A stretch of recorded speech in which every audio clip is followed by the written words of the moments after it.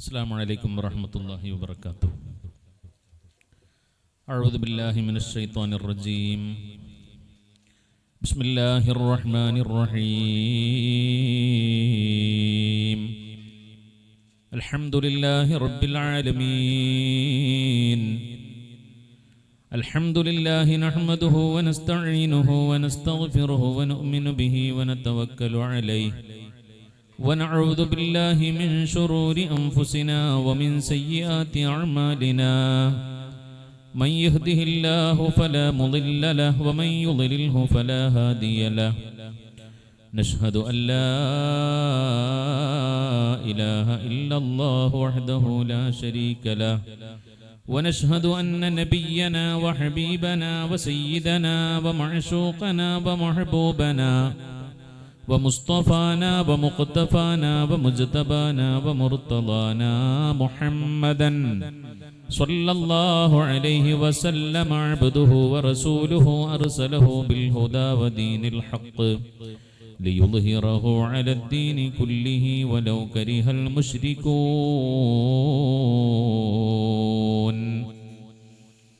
اللهم صل على سيدنا محمد الفاتح لما أغلق والخاتم لما سبق ناصر الحق بالحق والهادي إلى صراطك المستقيم وعلى آله حق قدره ومقداره العظيم.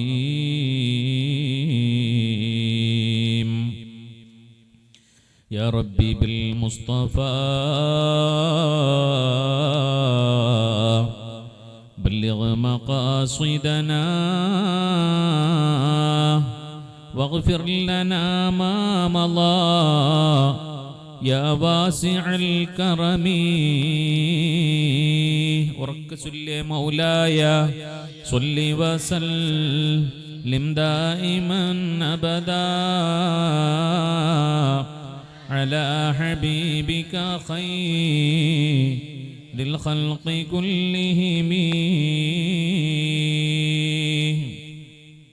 ആദരണീയരായ പൂക്കോയ തങ്ങൾ, വേദിലുപവിഷ്ടരായ പണ്ഡിത സുഹൃത്തുക്കളെ, ഈ മഹത്തായ സദസ്സിൽ വളരെ ആവേശത്തോടെ ഒത്തുകൂടിയിട്ടുള്ള മഹാന്മാരെ സ്നേഹിക്കുന്ന ഈ പ്രദേശത്തെ പരിസര പ്രദേശങ്ങളിലെ ബഹുമാന്യരായ മുഅ്മിനീങ്ങളെ, മുഅ്മിനാത്തുകളെ, പ്രിയപ്പെട്ട മുത്തഅല്ലിം സുഹൃത്തുക്കളെ, യജമാനനായ റബ്ബ് നമ്മുടെ ഈ ഒത്തുകൂടൽ അവൻ ഇഷ്ടപ്പെടുന്ന, പൊരുത്തപ്പെടുന്ന ഒരു സൽക്കർമ്മമായി നമ്മിൽ നിന്ന് ഖബൂൽ ചെയ്യട്ടെ. നല്ലതു പറയാനും പഠിക്കാനും ചിന്തിക്കാനും നല്ലതു മാത്രം പ്രവർത്തിക്കാനും അല്ലാഹു നമുക്കൊക്കെ ഭാഗ്യം തരട്ടെ. നമ്മുടെ ദുനിയാവും ആഖിറവും അല്ലാഹു രക്ഷപ്പെടുത്തി തരട്ടെ. ഈ പരിശുദ്ധമായ രാവിൻ്റെ ബറക്കത്ത് കൊണ്ട് അല്ലാഹു നമ്മുടെ ആഖിബത്ത് നന്നാക്കി തരട്ടെ. പ്രിയപ്പെട്ടവരെ, അൽഹംദുലില്ലാ, അല്ലാഹുവിൻ്റെ അപാരമായ തൗഫീഖ് കൊണ്ട് വളരെ ഭക്തിസാന്ദ്രമായ ഒരു മജ്ലിസിൽ പങ്കെടുക്കാൻ ഇന്ന് നമുക്ക് അവസരം ലഭിച്ചിരിക്കുകയാണ്. ഒരു മനുഷ്യന് അല്ലാഹു നൽകുന്ന നിഅമത്തുകളുടെ കൂട്ടത്തിൽ ഏറ്റവും പ്രധാനപ്പെട്ട നിഅമത്ത് എന്ന് പറയുന്നത് തൗഫീഖാണ്. അഥവാ നല്ല നല്ല അമലുകൾ ചെയ്യാനുള്ള അവസരങ്ങൾ അല്ലാഹു ഒരുക്കി കൊടുക്കുക എന്നുള്ളതാണ് ഒരു മനുഷ്യന് ലഭിക്കുന്ന ഏറ്റവും വലിയ നിഅമത്ത്, വളരെ പ്രധാനപ്പെട്ട ഒരു നിഅമത്ത്. അത് അല്ലാഹു ഒരു മനുഷ്യനെ സ്നേഹിക്കുന്നു എന്നതിൻ്റെ അടയാളമാണ്. അല്ലാഹു ഒരു മനുഷ്യനെ സ്നേഹിച്ചാൽ സമ്പത്ത് കൊടുക്കല്ല ചെയ്യുക, അധികാരം കൊടുക്കല്ല ചെയ്യുക, മറിച്ച് തൗഫീഖ് കൊടുക്കുകയാണ് ചെയ്യുക. ഇതിൽക്കൊരു തൗഫീഖ് വേറെ തന്നെ വേണം. നേരത്തെ തങ്ങൾ പാപ്പ പറഞ്ഞില്ലേ, ആഖിർ സമാനിലാണ് നമ്മൾ ജീവിക്കുന്നത്. ഭൗതികതയുടെ അതിപ്രസരത്തിൽ മുങ്ങിക്കുളിച്ചുകൊണ്ടിരിക്കുകയാണ് ആധുനിക മുസ്ലിം ഉമ്മത്ത്. ആത്മീയ മജ്ലിസുകളിൽ പങ്കാളിത്തം കുറഞ്ഞുകൊണ്ടിരിക്കുന്നു. അതുപോലെ തന്നെ പ്രഭാഷണ വേദികളിൽ ആളുകൾ കുറഞ്ഞുകൊണ്ടിരിക്കുന്നു. ഇത്തരം സദസ്സുകളിൽ ഈ കാലഘട്ടത്തിൽ പങ്കെടുക്കാൻ കഴിയാന്ന് പറയുന്നത് അത് വലിയ ഒരു അവസരമായി അല്ലെങ്കിൽ തൗഫീഖായി നമ്മൾ മനസ്സിലാക്കേണ്ടതുണ്ട്. അതും മഹാനായ ഒരു സയ്യിദിന്റെ ഹളറത്തിലാണ് നമ്മൾ നിലകൊള്ളുന്നത്. ഇതിലൂടെ പലപ്പോഴും യാത്ര ചെയ്തിട്ടുണ്ടെങ്കിലും ഇങ്ങനെ ഒരു മഹാൻ ഇവിടെ കടക്കുന്നുണ്ട് എന്ന് അറിയാൻ ബഹുമാനപ്പെട്ട പൂക്കോയ തങ്ങൾ ഈ പരിപാടിക്ക് എന്നെ വിളിക്കേണ്ടി വന്നു എന്നതാണ് സത്യം. അള്ളാഹു ആ മഹാന്റെ ദറജ ഉയർത്തി കൊടുക്കട്ടെ. അള്ളാഹു ആ മഹാന്റെ വഴിയിൽ തന്നെ അവിടെപ്പെട്ട പുത്രൻ പൂക്കോയത്തങ്ങൾ ദീനിന്റെ വലിയ ഖാദിമാണ്, സുന്നത്ത് ജമാഅത്തിന്റെ വലിയ സജീവ പ്രവർത്തകനാണ്. അള്ളാഹുവേ, നീ ആഫിയത്തുള്ള ദീർഘായുസ് കൊടുക്കണേ റബ്ബേ. അവരുടെ എല്ലാ കാര്യങ്ങളിലും നീ ഖൈറും ബറക്കത്തും നൽകണമേ റബ്ബേ. പടച്ച റബ്ബേ, ഈ മഹത്തായ മജ്ലിസിന്റെ ബറക്കത്ത് കൊണ്ട്, ഈ മഹാന്റെ ബറക്കത്ത് കൊണ്ട് ഞങ്ങളെയും നീ നന്നാക്കി തരണമേ പടച്ചോനെ. പ്രിയപ്പെട്ടവരെ, ഇവിടെ ഇരുന്നപ്പോ ഏറെ മനസ്സിനെ വല്ലാതെ പിടിച്ചു കുലുക്കിയത് മഹാനായ സയ്യിദ് അവകൾ പറഞ്ഞ ഒരു മരണത്തിന്റെ വാർത്തയായിരുന്നു. ഗൾഫിൽ നിന്ന് വന്ന് വീട്ടിൽ കയറി വീട്ടുകാരോട് സംസാരിക്കാൻ പോലും സമയം കിട്ടാതെ, അരിച്ചു നോക്കിയേ, ഇത്രയേ ഉള്ളൂ ഒരു മനുഷ്യന്റെ അവസ്ഥ എന്ന് പറയുന്നത്. ഇത് യഥാർത്ഥത്തിൽ ജീവിച്ചിരിക്കുന്ന നമുക്ക് അല്ലാഹു കാണിച്ചു തരികയാണ്. ഇത്രയുള്ളൂ നിങ്ങളൊക്കെ. ഇതാണൊരു മനുഷ്യന്റെ അവസ്ഥ. ഏത് സമയത്തും ദുനിയാവിൽ നിന്ന് വിട പറയേണ്ടവരാണ് നമ്മൾ എന്ന് അല്ലാഹു ഓരോ മരണത്തോടെ നമ്മോട് വിളിച്ചു പറയുകയാണ്. അല്ലാഹു ആ പ്രിയപ്പെട്ട സഹോദരന് മഗ്ഫിറത്തും റഹ്മത്തും കൊടുക്കട്ടെ. പ്രിയപ്പെട്ടവരെ, നമ്മളൊരു യാത്രക്കാരാണ്. ബസ് സ്റ്റോപ്പിൽ ബസ് കാത്തു നിൽക്കുന്ന യാത്രക്കാരാണ് നമ്മൾ. ബസ് കാത്തു നിൽക്കുകയാണ്. നേരത്തെ ഉണ്ടായിരുന്ന പലരും ബസ് കയറിപ്പോയി. നമ്മൾ വെയിറ്റിംഗിലാണ്. ബസ് വന്നാല് എല്ലാ കഥയും അവിടെ നിർത്തി ബസ് കയറിപ്പോവില്ലേ എന്നതുപോലെ ജീവിതമാകുന്ന കഥ അവസാനിപ്പിച്ച് ഏത് സമയത്തും ദുനിയാവിൽ നിന്ന് വിട പറയേണ്ടവരാണ് നമ്മൾ.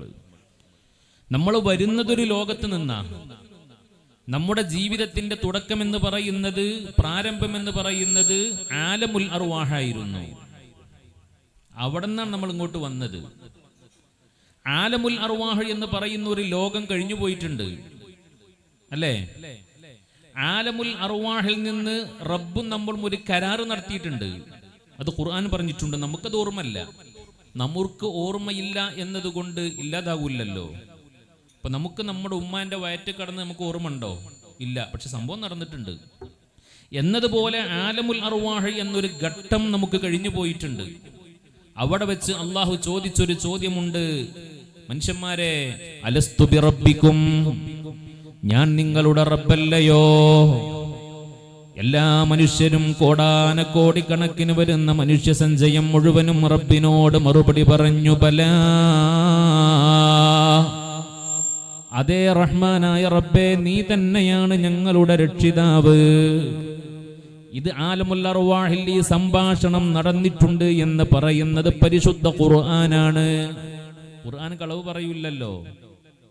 ആ ആലമുൽ അർവാഹിൽ നിന്ന് ഭൂമിയിലേക്ക് അല്ലാഹു നമ്മളെ പറഞ്ഞേക്കാൻ തീരുമാനിച്ചപ്പോ നമ്മുടെ റൂഹിനെ എടുത്തിട്ട് നമ്മുടെ ഉമ്മയുടെ ഗർഭപാത്രത്തിൽ കൊണ്ടുപോയി അല്ലാഹു നിക്ഷേപിക്കുകയാണ്. നമ്മുടെ ജീവിതത്തിന്റെ രണ്ടാമത്തെ ഘട്ടം എന്ന് പറയുന്നത് ഉമ്മാന്റെ ഗർഭപാത്രമാണ്. ആലമുൽ അർവാഹിൽ നിന്ന് നേരെ വന്നത് ഉമ്മാന്റെ വയറ്റിലേക്കാണ്. അവിടെ കടന്നു ഒരു 7 മാസം 8 മാസം. ഒരു പ്രത്യേകമായ സമയം വന്നപ്പോ അള്ളാഹുവിന്റെ അനുമതിയോടുകൂടി ഉമ്മയുടെ ഗർഭപാത്രത്തിൽ നിന്ന് നമ്മ ഈ ഭൂമിയിലേക്ക് പറന്നു വീണു. എന്റെ പ്രിയപ്പെട്ടവരെ, ഈ ഭൂമിയിലാണ് നാനും നിങ്ങളും ഇപ്പോൾ നിലകൊള്ളുന്നത്. ഇത് നമ്മുടെ ജീവിതത്തിന്റെ 3ാമത്തെ സ്റ്റേജാണ്. 1ാമത്തെ ഘട്ടം ആലമുൽ അർവാഹാണെങ്കിൽ, 2ാമത്തെ ഘട്ടം ഉമ്മയുടെ ഗർഭപാത്രമാണെങ്കിൽ, 3ാമത്തെ ഘട്ടം എന്ന് പറയുന്നത് ഈ ലോകത്തെ ജീവിതമാണ്. ഇപ്പൊ നമ്മൾ 3ാം സ്റ്റേജിലാണുള്ളത്. ഇനി നമുക്ക് 4ാമത്തെ സ്റ്റേജിലേക്ക് പോവണം. അതേതാണ്? ഖബറാണ്. യാത്ര തന്നെ യാത്ര. അന്ന് തുടങ്ങിയ യാത്ര നിന്നിട്ടില്ല. ഇപ്പോഴും നമ്മൾ യാത്രയിലാണ്. ഞാൻ ഈ പ്രസംഗ പീഠത്തിൽ എങ്ങോട്ടും പോകാതെ ഇവിടെ ഒതുങ്ങി നിൽക്കുന്നു. നിങ്ങൾ ഈ പരിശുദ്ധമായ ഹളറത്തിൽ എങ്ങോട്ടും ചലിക്കാതെ ഇവിടെ ഇരിക്കുകയാണ്. പക്ഷേ ഞാനും നിങ്ങളും യാത്രയിലാണ്. നമ്മൾ ബസ്സിലല്ല, കാറിലല്ല, ഫ്ലൈറ്റിലല്ല, ട്രെയിനിലല്ല. പക്ഷേ നമ്മൾ യാത്രയിലാണ്. ഇവിടെ നമ്മൾ വന്നിരുന്നിട്ട് 1 മണിക്കൂർ ഏകദേശമായല്ലോ. ആ 1 മണിക്കൂറും നമ്മൾ ഖബറിലേക്ക് യാത്ര ചെയ്തു. ഈ പരിപാടി കഴിഞ്ഞ് വീട്ടിലേക്ക് മടങ്ങിപ്പോയി. നിസ്കാരം കഴിഞ്ഞ് ഭക്ഷണം കഴിഞ്ഞ് നാം കിടന്നുറങ്ങുന്നു സുഖസുന്ദരമായി വീണ് നമ്മുടെ ബെഡ്റൂമിന്റെ മനോഹരമായ പട്ടുമെത്തയിൽ ഫാനിന്റെ കാറ്റുകൊണ്ട് അല്ലെങ്കിൽ AC-യുടെ ശീതളഛായയിൽ കിടന്നുറങ്ങുന്നു 6 മണിക്കൂർ നേരം. എങ്ങോട്ടും പോണില്ല.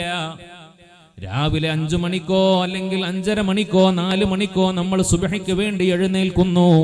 ഈ 6 മണിക്കൂർ നേരവും നമ്മൾ യാത്ര ചെയ്തതാണ് നമ്മുടെ ഖബറിലേക്ക്. യാത്ര തന്നെ ജീവിതം. നമുക്കിനി പോവാനുള്ളത് മണ്ണിലേക്കാണ്, ഖബറിലേക്കാണ്. മുഅ്മിനേ, ഖബറും ശാശ്വതമല്ല. എത്ര കാലം ഖബറിൽ കിടക്കേണ്ടി വരുമെന്ന് നമുക്ക് പ്രവചിക്കാനുമാവില്ല. ഒരു ഇടവേളയാണ് ഖബർ എന്ന് പറയുന്നത്. 5ാമത്തെ സ്റ്റേജാണ് ഖബർ എന്ന് പറയുന്നത്. 4ാമത്തെ സ്റ്റേജാണ് ഖബർ എന്ന് പറയുന്നത്. ആ ഖബറിലെ കാലയളവ് കഴിഞ്ഞാൽ പിന്നെ നമുക്ക് മഹ്ശറിലേക്ക് പോവണം. ആ മഹ്ശർ കഴിഞ്ഞിട്ട് നമുക്ക് സ്വർഗ നരകങ്ങളിലേക്ക് പോവണം. അള്ളാഹു നമ്മെ നരകത്തിൽ നിന്ന് കാത്തുരക്ഷിക്കട്ടെ. അള്ളാഹു ഈ സംഗമിച്ച മുഴുവൻ ആളുകളെയും നമ്മുടെ അഹ്ലുകാരെയും അള്ളാഹു ഈ മഹാന്റെ കൂടെ സ്വർഗത്തിൽ ഒരുമിച്ച് കൂട്ടിത്തരട്ടെ. ഫിനിഷ്, കഴിഞ്ഞു യാത്ര. സ്വർഗത്തിലെത്തിയാൽ കഴിഞ്ഞു യാത്ര. ആലമുൽ അർവാഹിൽ നിന്ന് തുടങ്ങിയ യാത്രയുടെ പരിസമാപ്തി സ്വർഗത്തിലാണ്. സ്വർഗത്തിന് പിന്നെ അവസാനമില്ലല്ലോ. ഖാലിദീന ഫീഹാ അബദാ. എന്തൊരു പ്രയോഗാന്നറിയോ? അറബി ഭാഷയുമായി ബന്ധമുള്ളവർക്കറിയാം. ഖാലിദീന എന്ന് പറഞ്ഞാൽ തന്നെ ശാശ്വതരാണ് എന്നാണ്. എന്നിട്ട് അതിന്റെ കൂടെ അബദ എന്നും കൂടെ പറഞ്ഞു. അത് തഅ്കീദിന് പറഞ്ഞതാ, ഒന്നുകൂടെ ശക്തിപ്പെടുത്താൻ പറഞ്ഞതാ. അനന്തമായ കാലം, അവസാനിക്കാത്ത കാലം, അതാണ് സ്വർഗം എന്ന് പറയുന്നത്. ആ സ്വർഗത്തിലേക്കുള്ള യാത്രയുടെ ഇടത്താവളത്തിലാണ് അഥവാ ബസ് സ്റ്റോപ്പിലാണ് ഞാനും നിങ്ങളും നിലകൊള്ളുന്നത്. നമ്മൾ മഗ്രിബ് നിസ്കരിച്ചില്ലേ? നമ്മൾ ആലോചിച്ചോ?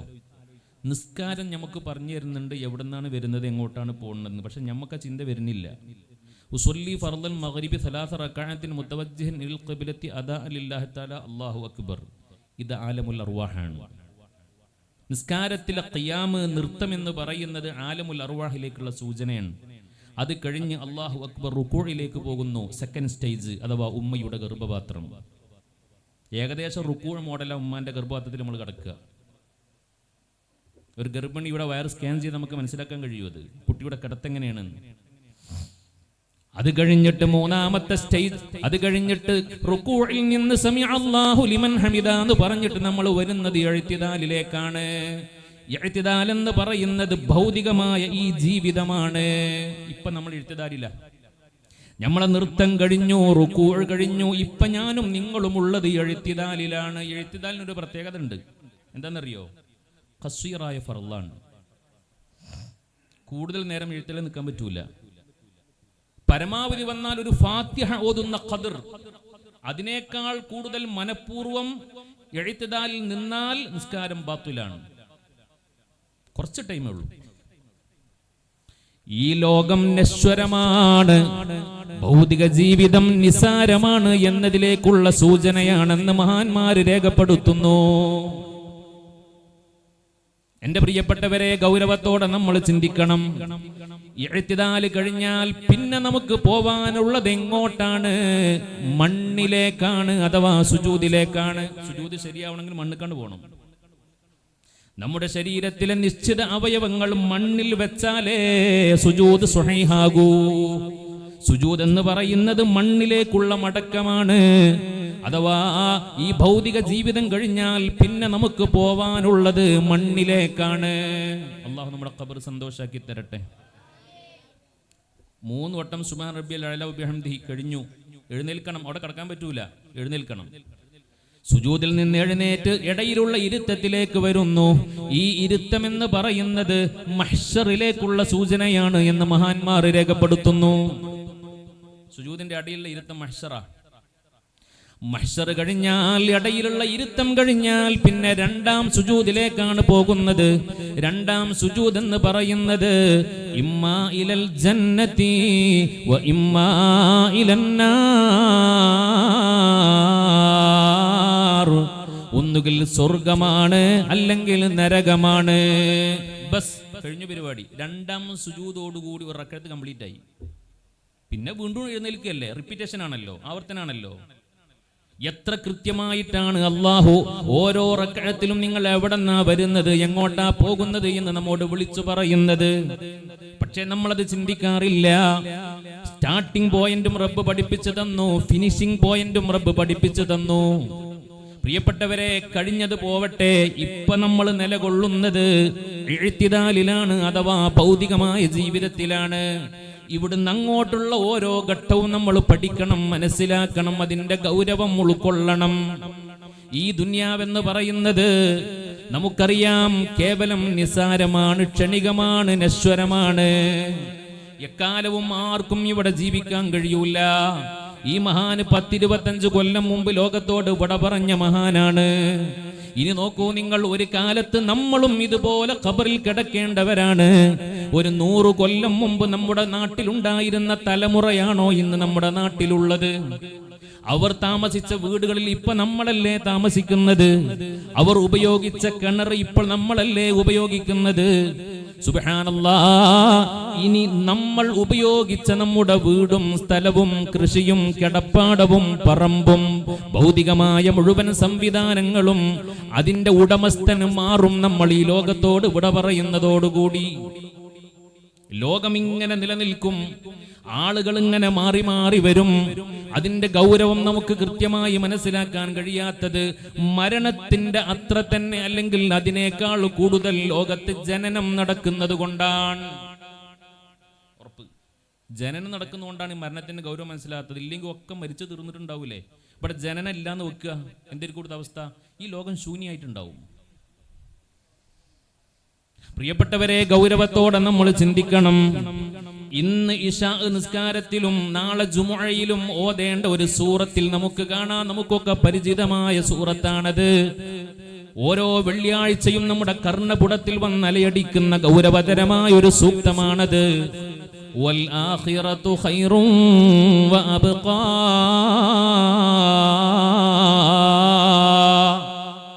വൽ ആഖിറതു പരലോകമാണ്, ഖൈറുൻ ഏറ്റവും ഉത്തമമായത്. ഗൗരവത്തോടെ ചിന്തിക്കണേ ഇതിന്റെ തഫ്സീർ. ആഖിറമാണ് ഏറ്റവും ഖൈർ എന്ന് പറഞ്ഞാൽ അതിന്റെ അർത്ഥം എന്താണ്? ആഖിറത്തിന്റെ ഓപ്പോസിറ്റ് ദുനിയാവാണ്, ഖൈറിന്റെ ഓപ്പോസിറ്റ് ഷർറാണ്. ആഖിറം ഖൈറാണെന്ന് പറഞ്ഞാൽ അതിന്റെ താല്പര്യം ദുനിയാവ് ഷർറാണെന്നാണ്. തന്നെ ആഖിറമാണ് ഖൈർ, ദുനിയാവ് ഷർറാണ്. വഅബ്ഖാ, ആഖിറം എന്നെന്നും അവശേഷിക്കുന്നതാണ്. അതിനർത്ഥം ദുനിയാവ് നശ്വരമാണ്. ഒരു ബാങ്കിന്റെയും ഇഖാമത്തിന്റെയും ഇടയിലുള്ള ഗ്യാപ്പ് മാത്രമേ നമ്മുടെ ജീവിതത്തിനുള്ളൂ. നമുക്കെല്ലാവർക്കും അറിയാം, സുബ്ഹാനല്ലാഹ്, ഒരു കുട്ടി പ്രസവിക്കപ്പെട്ടാൽ അവന്റെ ചെവിയിൽ ബാങ്ക് വിളിക്കണം, അല്ലേ? ബാങ്ക് എന്തിനാന്ന് നമുക്ക് എല്ലാവർക്കും അറിയാം. എന്തിനാ കുട്ടിന്റെ ചെവിയിൽ ബാങ്ക് കൊടുക്കുന്നത്? കുട്ടിയുടെ ചെവിയിൽ ബാങ്ക് കൊടുത്താൽ ലം തളുറുഹു ഉമ്മു സുബിയാൻ എന്ന് മുഹമ്മദ് മുസ്തഫ. ആ കുട്ടിക്ക് പൈശാചിക ബാധയുണ്ടാവില്ല. ഉമ്മു സുബിയാനിൽ നിന്ന് സംരക്ഷണം ഉണ്ടാകും ബാങ്ക് കൊടുത്താല്. ബാങ്ക് കൊണ്ട് ഒരുപാട് ഗുണമുണ്ട്. പിശാചിനെ പ്രതിരോധിക്കാൻ ബാങ്ക് മതിയാകും. ഫത്തുൽ മുഈനിലടക്കം പറഞ്ഞിട്ടുണ്ട്, നമ്മുടെ കിതാബുകളിലൊക്കെ പറഞ്ഞിട്ടുണ്ട്, ഒരു ആളുടെ സ്വഭാവം മോശമായാൽ എന്താ ചെയ്യേണ്ടത്? സ്വഭാവം നന്നാവാൻ ചെവിയിൽ ബാങ്ക് കൊടുക്കുക വേണ്ടത്. കാരണം സ്വഭാവ ദൂഷ്യം പിശാചിൽ നിന്നുള്ളതാണ്. ആ പൈശാചികമായ ബാധ ഒഴിവാക്കാൻ, അതിനെ പ്രതിരോധിക്കാൻ ബാങ്കിന് സാധ്യമാകുമെന്ന് ഉലമാ പറഞ്ഞിട്ടുണ്ട്. ഒരു പശു എപ്പോ നോക്കിയാലും കറക്കാൻ സമ്മതിക്കണില്ല, ചവിട്ടുകയാണ്, മോട്ടുകാട്ടുകയാണ്, അക്രമ സ്വഭാവം കാണിക്കുകയാണ്. കിതാബിൽ പറഞ്ഞ പരിഹാരം എന്താണെന്നറിയോ? ചെവിയിൽ ബാങ്ക് കൊടുത്താൽ മതി, ശാന്തമാകും. ഒരുപാട് പ്രശ്നങ്ങൾക്ക് പരിഹാരമാണ് ബാങ്ക്. ഇവിടെ ഉണ്ടോന്ന് എനിക്കറിയില്ല, ചില നാടുകളിലൊക്കെ വീട്ടിൽ കൂടുന്ന സമയത്ത് 4 മൂലയിൽ നിന്നിട്ട് ബാങ്ക് കൊടുക്കലുണ്ട്. ഇവിടെ ഉണ്ടത് ഇല്ല. കോഴിക്കോട് ജില്ലയിലൊക്കെ വ്യാപകമായിട്ട് കുടിയിരിക്കണ അന്ന്, വീട്ടിൽ കൂടുന്ന അന്ന് 4 മൂലയിലും നിന്ന് ഓരോരുത്തർ ബാങ്ക് കൊടുക്കും. എന്തിനാ ബാങ്ക് കൊടുക്കണത്? ആ പറമ്പിലോ ആ വീട്ടിലോ വല്ല പൈശാചികമായ ശല്യോ സ്വാധീനം ഉണ്ടെങ്കിൽ അതെല്ലാം ഒഴിവായി പോവാനാണ്. കാരണം ഒരു വീടിൻ്റെ പണി എന്ന് പറഞ്ഞാൽ നമുക്കറിയാലോ, കുറ്റിയടിച്ച് തറട്ട് ചുമര് കെട്ടി പിന്നെ കോൺക്രീറ്റ് ചെയ്ത് ഒരുപാട് വർഷങ്ങളോളം പിടിക്കും ചിലപ്പോൾ പണി പൂർത്തിയാകുമ്പോൾ, ഫിനിഷാകുമ്പോൾ. അത്രയും കാലം ആ വീട് അവിടെ അങ്ങനെ വിജനമായി കിടക്കുകയാണ്. പിശാചുക്കളുടെ ഏറ്റവും പ്രധാനപ്പെട്ട താവളം രണ്ടെണ്ണമാണ്. ഒന്ന് വിജനമായ വീട്, രണ്ട് വെള്ളക്കെട്ടുകൾ. അപ്പൊ അതുകൊണ്ട് തന്നെ ഒരുപാട് കാലം ഇങ്ങനെ വിജനമായി കിടന്നതാണ്. അവിടെ ആരെങ്കിലുമൊക്കെ വന്ന് താമസിച്ചിട്ടുണ്ടാവും നമ്മളറിയാതെ. അവരൊക്കെ ഒന്ന് അവിടെ നാട്ടിയോടിച്ച് അവിടെ അള്ളാഹുവിന്റെ റഹ്മത്തിന്റെ മാലാഖമാര് കടന്നു വരണം. അതിനാ നമ്മൾ ബാങ്ക് കൊടുക്കുന്നതും അവിടെ നിസ്കരിക്കുന്നതും അവിടെ മൗലൂദ് ഓതുന്നതും ബദരീങ്ങളെ നാമങ്ങൾ ഉച്ചരിക്കുന്നതും ഒക്കെ. ഞാൻ പറഞ്ഞു വരുന്നതിന്റെ വിഷയം അതല്ല. ബാങ്കിന് ശേഷം നിങ്ങൾ ചിന്തിക്കണം, കുട്ടിയുടെ ഇടത്തെ കാതിൽ ഇഖാമത്ത് കൊടുക്കണം. ബാങ്ക് എന്തിനാണ് ഇപ്പൊ നമുക്ക് മനസ്സിലായി. ഞാൻ ചോദിക്കട്ടെ, എന്തിനാണ് ഇഖാമത്ത്? ഇതിന്റെ ആവശ്യം എന്താ? എപ്പോഴാണ് ഇഖാമത്ത് കൊടുക്കുക? ജമാഅത്ത് തുടങ്ങുമ്പോ ഇമാം റെഡിയാണ്, ഇപ്പൊ എന്താ പറയാ, ഡിജിറ്റൽ ക്ലോക്ക് ശബ്ദിക്കും, കൃത്യമായ ജമാഅത്തിന്റെ ടൈം ആകുമ്പോ ഇഖാമത്ത് കൊടുക്കും. ഇഖാമത്ത് കൊടുത്താൽ വേഗം ഇമാം മെഹ്റാബിലേക്ക് കയറി നിൽക്കും. അഥവാ നിസ്കാരത്തിന്റെ തൊട്ടു മുമ്പാണ് ഇഖാമത്ത് കൊടുക്കുക. കാരണം അതിൽ പറയുന്നെന്താ, ഖദ് ഖാമത്തിസ് സ്വലാ, ഇതാ നിസ്കാരത്തിന്റെ സമയമാസന്നമായി. പിന്നെ വൈകാൻ പറ്റൂല, ഇമാമ് നിസ്കാരം തുടങ്ങിക്കോളണം. എന്റെ പ്രിയപ്പെട്ടവരെ, ഉമ്മമാരെ, സഹോദരങ്ങളെ, നമ്മൾ എപ്പോഴെങ്കിലും ചിന്തിച്ചിട്ടുണ്ടോ, ഈ പാവം ചെറിയ കുട്ടി, നവജാത ശിശുവിന്റെ ഇടത്തെ കാതിൽ പറയാണ് ഖദ് ഖാമത്തിസ് സ്വലാ, നിസ്കാരത്തിന്റെ സമയായിട്ടുണ്ട്. എന്ത് നിസ്കാരം? അവിടെ പിന്നെ ഖാമത്ത് വിളിച്ചിട്ട് ഇവിടെ നിസ്കാരം നടക്കാൻ പോകുന്നുണ്ടോ? ഇല്ല. ഒരു നിസ്കാരവും അവിടെയില്ല. സുന്നത്തായ നിസ്കാരമല്ല, ഫർളായ നിസ്കാരവും അവിടെയില്ല. പിന്നെ എന്തിനാണ് ഇഖാമത്ത് കൊടുക്കുന്നറിയോ? അത് ഈ കുട്ടിക്ക് സ്റ്റഡി ക്ലാസ് കൊടുക്കുകയാണ്. മോനെ, ഇരുട്ടറയാകുന്ന ഉമ്മയുടെ യൂട്രസിൽ നിന്ന് നീ ദുനിയാവിലേക്ക് കടന്നു വന്നു. നിനക്ക് കേൾക്കണോ, ദുനിയാവ് നിസാരമാണ് കേട്ടോ. ഖദ് ഖാമത്തിസ് സ്വലാ, നിന്റെ ജനാസ നിസ്കാരത്തിന്റെ സമയമായിട്ടുണ്ട് മോനെ. നീ പ്രസവിച്ച് വീണു, ഇനി മരിക്കാതിരിക്കാൻ നിർവാഹമില്ല.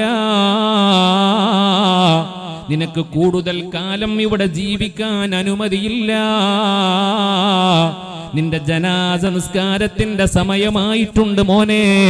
ജനാസ നിസ്കാരത്തിന്റെ സമയമായിട്ടുണ്ട് മോളെ. ഇതാണ് പ്രസവിക്കപ്പെട്ട കുട്ടിയുടെ ഇടത് കാതിൽ നമ്മൾ വിളിച്ചു പറയുന്നത്. വല്ലാത്തൊരു ബോധം നൽകലാണത്. അതുകൊണ്ടല്ലേ നിങ്ങൾ ചിന്തിച്ചു നോക്ക്, എല്ലാ ഫർള് നിസ്കാരങ്ങളുടെയും മുമ്പ് ഇഖാമത്തുണ്ട്. ജനാസ നിസ്കാരം അഥവാ മയ്യത്ത് നിസ്കാരം ഫർളായ നിസ്കാരമാണ്, അതിന്റെ മുമ്പ് ഇഖാമത്തില്ല. എവിടെ പോയി ഇഖാമത്ത്? വേണ്ട, നേരത്തെ കൊടുത്തു കഴിഞ്ഞിട്ടുണ്ട്. എപ്പോ? പ്രസവിക്കപ്പെട്ടപ്പോ. അദാനുൽ മർഇ ഹീന ത്വഫിലു യഅതി വതഅഖീറുസ് സ്വലാത്തി ഇലൽ മമാതി ദലീലുൻ അന്ന മഹ്യാഹു ഖലീലു കമാ ബൈനൽ അദാനി ഇലസ് സ്വലാത്തി. ഒരു ബാങ്കിന്റെയും ഇഖാമത്തിന്റെയും ഇടയിൽ എത്ര ഗ്യാപ്പാണോ ഉള്ളത്, അത്രയും ഗ്യാപ്പ് മാത്രമേ നിന്റെ ജനനത്തിനും മരണത്തിനും ഇടയിലുള്ളൂ എന്നതിലേക്കുള്ള വ്യക്തമായ സൂചനയാണിതെന്ന് മഹാന്മാർ രേഖപ്പെടുത്തിയിട്ടുണ്ട്. അള്ളാഹു നമുക്കൊക്കെ എത്ര ആയസ കണക്കെന്ന് പറയാൻ കഴിയുമോ? കൃത്യമായ ഡിജിറ്റൽ കണക്ക് റബ്ബിന്റെ കയ്യിലുണ്ട്.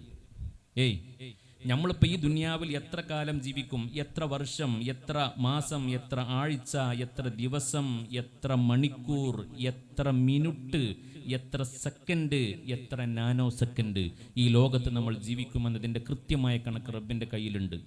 ഓരോ സെക്കൻഡ് കഴിയുന്തോറും നമ്മളിങ്ങനെ ആ കണക്കിലേക്ക് ഇങ്ങനെ പോവുകയാണ്. എപ്പോഴാണോ ആ ടൈം ആകുന്നത്, എവിടെ വെച്ചാണെങ്കിലും, അങ്ങനല്ലേ ഖുർആൻ പറഞ്ഞത്, ഐനമാ തകൂനു യുദിരിക്കുമുൽ മൗത്ത് വലൗ കുന്തും ഫീ ബുറൂജിൻ മുശയ്യദാ. എവിടെ പോയി ഒളിച്ചാലും നിന്നെ മരണം സമയമാകുമ്പോ പിടികൂടും. എത്രയെത്ര ആളുകളാണ് ഫ്ലൈറ്റിൽ വെച്ച് മരണപ്പെട്ടത്, എത്രയെത്ര ആളുകളാണ് ഉറക്കത്തിൽ മരണം വരിച്ചത്, എത്രയെത്ര ആളുകളാണ് കല്യാണ വേദിയിൽ വെച്ച് കുഴഞ്ഞു വീണു മരണപ്പെട്ടത്. 2 മാസം മുമ്പാണ് തിരൂരിൽ നടന്ന ഒരു സംഭവം നമ്മൾ പത്രത്തിൽ വായിച്ചത്. സുബ്ഹാനല്ലാഹ്, ഒരു ഓഡിറ്റോറിയത്തിൽ നിക്കാഹിന്റെ സദസ്സ് നടക്കുകയാണ്. ആ 100 കണക്കിന് ആളുകൾ പങ്കെടുത്ത സദസ്സിൽ നിക്കാഹ് സ്റ്റേജിൽ നടക്കുന്നുണ്ട്. നിക്കാഹ് കഴിഞ്ഞിട്ട് സുബ്ഹാനല്ലാഹ് പ്രാർത്ഥനയും കഴിഞ്ഞ് എല്ലാവരും ഭക്ഷണത്തിന് വേണ്ടി ഭക്ഷണ ഹാളിലേക്ക്, ക്യാൻറ്റീനിലേക്ക്, ഡൈനിങ് ഹാളിലേക്ക് പോകാൻ നോക്കുമ്പോ ആ നിക്കാഹിൽ പങ്കെടുത്തിരുന്ന ഒരു പ്രിയപ്പെട്ട സഹോദരൻ തന്റെ ചെയറിൽ നിന്ന് എഴുന്നേൽക്കുന്നില്ല. അടുത്തുള്ളോല് വിചാരിച്ചു പാവം ക്ഷീണമായിട്ട് ഉറങ്ങിപ്പോയതാണെന്ന്. എല്ലാവരും എഴുന്നേറ്റു, ഇയാള് മാത്രം എഴുന്നേൽക്കുന്നില്ല. സുബ്ഹാനല്ലാഹ്, വന്ന് വിളിച്ചു നോക്കുമ്പോ മിണ്ടുന്നില്ല. പിടിച്ചു വലിച്ചു നോക്കിയപ്പോ ജീവനില്ല. ഡോക്ടർ വന്ന് പരിശോധിച്ചപ്പോ പറഞ്ഞു, ഒരു 10-20 മിനിറ്റ് മുമ്പേ ആള് മരണപ്പെട്ടു പോയിട്ടുണ്ട്. അഥവാ ആ വേദിയിൽ നിക്കാഹ് നടക്കുമ്പോ ഈ മനുഷ്യൻ സക്കറാത്തിലാണ്, സൈലന്റ് അറ്റാക്ക് വന്നതാണ്. അടുത്തുള്ള ആളുകൾ പോലും അറിഞ്ഞില്ല. ഒരു ഓഡിറ്റോറിയത്തിലെ കസേര നമുക്കറിയാമല്ലോ, ചെയർ നമുക്ക് അറിയാമല്ലോ, തൊട്ടപ്പുറത്തും ഇപ്പുറത്തും ഒക്കെ ഇങ്ങനെ ആളുകൾ തിങ്ങി നിറഞ്ഞിരിക്കാണ്. ഒരാളോട് പോലും പറയാതെ, ഒരാളെയും അറിയിക്കാതെ ആ ചെയറിൽ വെച്ച ആ മനുഷ്യന് ലോകത്തോട് വിട പറയുകയാണ്. ഐനമാ തകൂനൂ യുദ്രിക്കുമുൽ മൗതു വലൗ കുൻതും ഫീ ബുറൂജിൻ മുശയ്യദാ. എവിടെ വെച്ചും മരിക്കാം, ഏത് സമയത്തും മരിക്കാം. ഇന്ന് രാത്രി പോയി വീട്ടിൽ പോയിട്ടെല്ലാം കഴിഞ്ഞ് രാത്രി ഉറങ്ങാൻ കിടക്കുമ്പോ അള്ളാന്റെ ഹബീബ് സല്ലല്ലാഹു അലൈഹി വസല്ലമ തങ്ങൾ നമ്മളോട് പറഞ്ഞത് എന്താണെന്നറിയോ? ഒരു ദിക്ർ ചൊല്ലാനാണ്. ആ ദിക്റിന്റെ അർത്ഥം മനസ്സിലാക്കി നമ്മളൊക്കെ പേടിച്ചു പോകും, ചിലപ്പോൾ അത് ചൊല്ലൂല. നമുക്ക് അറബി അറിയാത്തോണ്ട് രക്ഷപ്പെട്ടതാ. നമ്മൾ സാധാരണ ഉറങ്ങാൻ കിടക്കുമ്പോ ചൊല്ലുന്ന ദിക്റില്ലേ, എന്താണ് അതിൽ പറയുന്നത്? ബിസ്മിക റബ്ബി, എന്റെ റബ്ബിന്റെ നാമത്തിൽ ഇതാ വദഅതു ജംബി, ഞാൻ ഉറങ്ങാൻ കിടക്കാണ്. വബിക അർഫഉഹു, ഇനി നാളെ എഴുന്നേൽക്കേണ്ടതും ആ റബ്ബിന്റെ പേരുച്ചരിച്ചുകൊണ്ടാണ്, റബ്ബിനെ കൊണ്ടാണ്. എന്നിട്ട് നമ്മൾ പറയാണ്, റബ്ബേ ഇൻ അംസക്ത നഫ്സി ഫർഹംഹാ, ഞാൻ ഉറക്കത്തിലേക്ക് പോവാണ്. ഈ ഉറക്കത്തിൽ നീ എന്റെ റൂഹ് പിടിക്കാൻ തീരുമാനിച്ചിട്ടുണ്ടെങ്കിൽ ഫർഹംഹാ, എന്റെ റൂഹിനോട്, എന്റെ നഫ്സിനോട് നീ റഹ്മത്ത് കാണിക്കണേ റബ്ബേ. അല്ല, നാളെ സുബ്ഹിന്റെ സമയത്ത് എഴുന്നേൽക്കാൻ നീ എനിക്ക് അനുവാദം തരുന്നുണ്ടെങ്കിൽ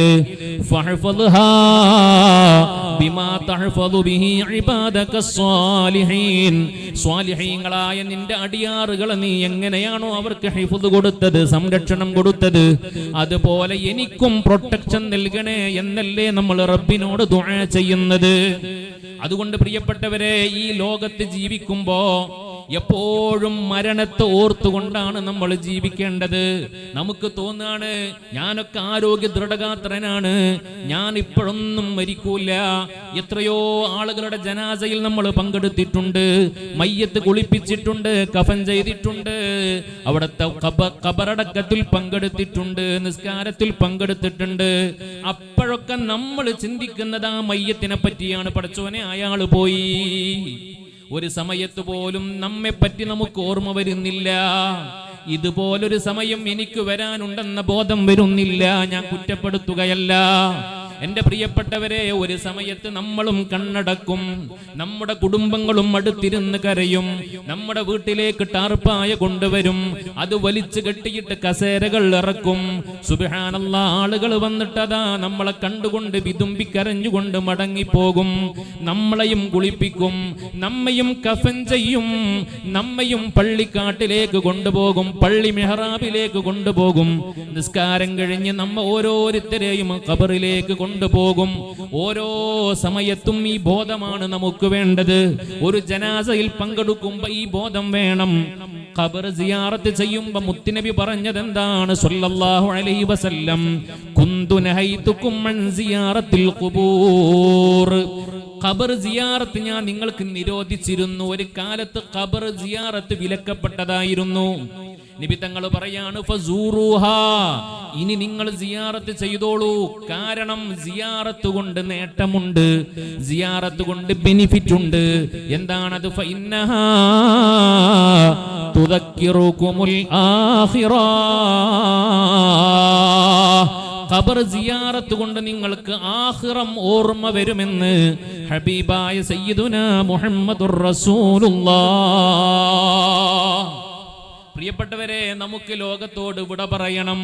എപ്പോഴെന്നറിയില്ല, ഏത് സമയത്താണെന്നറിയില്ല, എവിടെ വെച്ചാണെന്നറിയില്ല. നമ്മൾ ചെയ്യേണ്ടത് എപ്പോഴാണെങ്കിലും റബ്ബിന്റെ തീരുമാനം വരുമ്പോ നമ്മൾ റബ്ബിലേക്ക് മടങ്ങണം. പക്ഷേ മരണം ഒന്നേ ഉള്ളൂ എന്ന ബോധം നമുക്കുണ്ടാവണം. ഇതാണ് നമ്മൾ ശ്രദ്ധിക്കേണ്ടത്. ഒരു എക്സാമിൽ ഫെയിലായാൽ അതിന് സപ്ലിമെന്ററി ഉണ്ടാകും, അതിന് സേ എക്സാം ഉണ്ടാകും. ഡ്രൈവിംഗ് ടെസ്റ്റിൽ ഫെയിലായാൽ വീണ്ടും നമുക്ക് അവസരം കിട്ടും. ആ രണ്ടാമത്തെ അവസരത്തിലോ മൂന്നാമത്തെ അവസരത്തിലോ നമുക്ക് വിജയം വരിക്കാൻ കഴിയും. എന്നാൽ മരണമെന്ന് പറയുന്ന പ്രതിഭാസം ഒറ്റ തവണയേയുള്ളൂ. രണ്ടാമത് സപ്ലിമെന്ററി ഇല്ല, രണ്ടാമത് സേ എക്സാം ഇല്ല. ആ മരണത്തിലേക്ക് നാം ഒരുങ്ങേണ്ടതുണ്ട്. എന്റെ പ്രിയപ്പെട്ടവരെ, ലോകത്ത് കഴിഞ്ഞുപോയ മഹാന്മാരായ അമ്പിയാക്കള് അവർ ആ ബോധത്തിൽ ജീവിച്ചവരായിരുന്നു. അവർക്ക് പോലും ആഖിബത്ത് പേടിയായിരുന്നു. ആരാണവര്? മഅസൂമുകളായി ജീവിച്ചവരല്ലേ, ഒരു തെറ്റും പോലും ചെയ്യാതെ പാപസുരക്ഷിതരായി ജീവിച്ചവരല്ലേ. അവര് പോലും റബ്ബിനോട് ദ്വേർന്നത്, പടച്ചോനെ എന്റെ ആഖിബത്തൊന്ന് നന്നാക്കി തരണേ, എന്നെ മുസ്ലിമായി മരിപ്പിക്കണേ, സ്വാലിഹീങ്ങളുടെ അടുത്ത് എന്നെ നീ ചേർത്തി തരണമേ എന്നല്ലേ. നമുക്കൊക്കെ അറിയുന്നേ, നമ്മുടെ ഉസ്താദുമാരൊക്കെ ദ്വേർക്കുന്ന ഒരു ദുആ ഉണ്ട്. എന്താ അത്? ഫാത്തിറസ് സമാവാതി വൽ അർദ്. ഒന്ന് എന്റെ കൂടെ ഒന്ന് ചൊല്ലി നോക്കിയേ, നമുക്കൊക്കെ അറിയുന്നതാണല്ലോ. ഫാത്തിറസ് സമാവാതി വൽ അർദ് അൻത വലിയ്യി ഫിദ് ദുനിയാ വൽ ആഖിറ തവഫനി മുസ്ലിമാ വഅൽഹിഖ്നി ബിസ്സാലിഹീൻ. എല്ലാ ഇമാമുമാരും ദ്വാരക്കുന്ന ദുആയാണ്. നമ്മൾ ആവേശത്തോടെ ആമീൻ പറയാറുണ്ട്. ഇത് ആരുടെ ദുആയെന്നറിയോ? മഹാനായ സയ്യിദുനാ നബിയുല്ലാഹി യൂസുഫ് അലൈഹിസ്സലാം. ആരാ യൂസുഫ് നബി? യൂസുഫ് നബിയുടെ മൊഞ്ചത്രയാ. മറ്റൊരാൾക്കും കൊടുക്കാത്ത ധാരാളം നിഅമത്തുകൾ അല്ലാഹു യൂസുഫ് നബിക്ക് വാരിക്കോരി കൊടുത്തിട്ടുണ്ട്. ഭരണാധികാരം കൊടുത്തിട്ടുണ്ട്, സ്വപ്ന വ്യാഖ്യാനം പഠിപ്പിച്ചു കൊടുത്തിട്ടുണ്ട്. അതുപോലെ തന്നെ പരിധിക്കപ്പുറം അല്ലാഹു സൗന്ദര്യം കൊടുത്തിട്ടുണ്ട്. പക്ഷേ യൂസുഫ് നബി റബ്ബിനോട് ദ്വാരക്കാണ്, അതുകൊണ്ടൊന്നും എനിക്ക് രക്ഷപ്പെടാൻ കഴിയൂല റബ്ബേ. എനിക്ക് മുതല് തന്നു, അധികാരം തന്നു, മുഞ്ച് തന്നു, എന്നെ ഈജിപ്തിലെ ഭരണാധികാരിയാക്കി, അതുകൊണ്ടൊന്നും ഞാൻ തൃപ്തനല്ല. എനിക്ക് നീ ഒരു ഉപകാരം ചെയ്യേണ്ടത് എന്താണെന്നറിയോ? ആ ആയത്തിന് മുമ്പ് എന്താണെന്നറിയോ? റബ്ബി ഖദ് ആതൈതനി മിനൽ മുൽക്കി വഅല്ലംതനി മിൻ തഅ്വീലിൽ അഹാദീസ്. ഒരുപാട് ഭൗതികമായ സംവിധാനങ്ങളും സെറ്റപ്പൊക്കെ എനിക്ക് തന്നിട്ടുണ്ട്. അത് പോരാ. ഫാത്തിറസ് സമാവാതി വൽ അർളി, ആകാശഭൂമികളുടെ സ്രഷ്ടാവായ റബ്ബേ, അന്ത വലിയ്യി ഫിദ് ദുനിയാ വൽ ആഖിറ, ഇഹപരലോകത്ത് നീയാണ് എൻ്റെ രക്ഷിതാവ്. അതുകൊണ്ട് തവഫനി മുസ്ലിമാ, എന്നെ മുസ്ലിമായിട്ടൊന്ന് മരിപ്പിച്ച് തരണേ റബ്ബേ. എൻ്റെ മുഅ്മിനീങ്ങളെ, ഒരു പ്രവാചകനാണ് ഈ ദുആ നടത്തുന്നത്, ഒരു നബിയാണ് ഈ ദുആ നടത്തുന്നത്. ആരാണ് ഓലൊക്കെ? ഈ ഭൂമിന്റെ മുകളിൽ അള്ളാഹ്ക്ക് ഏറ്റവും പ്രിയപ്പെട്ടവരല്ലേ അമ്പിയാക്കള്? അമ്പിയാക്കൾക്ക് പോലും ആഖിബത്തിന്റെ കാര്യത്തിൽ ബേജാറായിരുന്നു. എങ്ങനെ മരിക്കും, എവിടെ മരിക്കും, ഏത് രീതിയിലും മരിക്കും. അതുകൊണ്ടല്ലേ യൂസുഫ് നബി ഇങ്ങനെ പറഞ്ഞത്, തവഫനി മുസ്ലിമാ, എന്നെ മുസ്ലിമായി മരിപ്പിക്കണം, വഅൽഹിഖ്നി ബിസ്സാലിഹീൻ, എന്നെ സ്വാലിഹീങ്ങളോട് ചേർത്തി തരണമേ റബ്ബേ. കണ്ടോ, ലോകത്ത് കഴിഞ്ഞു പോയ എല്ലാവരും സ്വാലിഹീങ്ങളുടെ സാന്നിധ്യം കൊതിച്ചവരാണ്. എന്താപ്പോ വേറൊരു സ്ഥലത്ത് നമുക്ക് ഈ പരിപാടി നടത്തിയ നടക്കുമല്ലോ? പരിപാടി നടക്കുകയൊന്നുമില്ലല്ലോ. ഈ മഹാന്റെ ഹദറത്തിൽ എന്തിനാ നമ്മൾ ഇരിക്കുന്നത്? അതിനൊരു ബർക്കത്തുണ്ട്. സ്വാലിഹീങ്ങളുടെ അടുത്ത് നമ്മൾ ഇരുന്നാല്, ഓരെ കേട്ടാല്, ഓരെ കണ്ടാല്, ഓരെ അനുഭവിച്ചാല്, ഓരെ കൈപിടിച്ചാല്, ഓൽക്ക് സലാം പറഞ്ഞാല്, ഓലെ സലാം മടക്കിയാല്, ഓരെന്തെങ്കിലും ഒരു ബർക്കത്തിന് എന്തെങ്കിലും തന്നാല് ഒക്കെ നമുക്കതുകൊണ്ട് രക്ഷപ്പെടാൻ കഴിയും. ലോകത്ത് രക്ഷപ്പെട്ടവർ രക്ഷപ്പെട്ടത് സ്വാലിഹീങ്ങളെ കൊണ്ടാണ്. അതുകൊണ്ടാണ് നമ്മൾ എന്താ പറയാ, വിളക്കിലേക്ക് പാറ്റകൾ ആകർഷിക്കുന്നത് പോലെ ഒരു മഹാനുണ്ട് എന്നറിഞ്ഞ് അങ്ങോട്ട് ജീവിച്ചിരിക്കുന്നവരാവട്ടെ മരണപ്പെട്ടവരാവട്ടെ അങ്ങോട്ട് ഓടുന്നത്. ജീവിച്ചിരിക്കുന്ന സ്വാലിഹീങ്ങളെ നമ്മൾ സന്ദർശിക്കണം. മഹാന്മാരായ സ്വാലിഹീങ്ങളുടെ ഖബറുകൾ നമ്മൾ സന്ദർശിക്കണം. ഉലമാ പ്രത്യേകം രേഖപ്പെടുത്തിയിട്ടുണ്ട്, ഖബർ സിയാറത്ത് സുന്നത്താണ്. നമ്മളെ കുടുംബങ്ങളുടെ ഖബർ സിയാറത്ത് സുന്നത്താണ്. അതേപോലെയല്ല മഹാന്മാരുടെ ഖബർ സിയാറത്ത്. മഹാന്മാരുടെ മക്ബറയിൽ പോയാൽ അവിടെ പെട്ടെന്ന് പോയിട്ട് ഓടിപ്പാഞ്ഞ് പോയിട്ട് സിയാറത്ത് ചെയ്ത് പോരരുത്. പറ്റുമെങ്കിൽ അവിടെ കൂടുതൽ നേരം നമ്മൾ എന്ത് ചെയ്യണം, തങ്ങണം. എന്തിനാണത്? അവരടുത്ത് തങ്ങിയാൽ അതുകൊണ്ട് നമ്മളെ ഖൽബ് ശുദ്ധമാകും. എല്ലാ ശൈത്താന്യത്തും ഇറങ്ങിപ്പോകും, എല്ലാ നെഗറ്റീവ് എനർജിയും ഇറങ്ങിപ്പോകും. പോസിറ്റിവിറ്റിയുടെ കേന്ദ്രങ്ങളാണ് ഈ മഹാന്മാരുടെ മക്ബറുകൾ. നമ്മളെന്താ വിചാരിച്ചത്?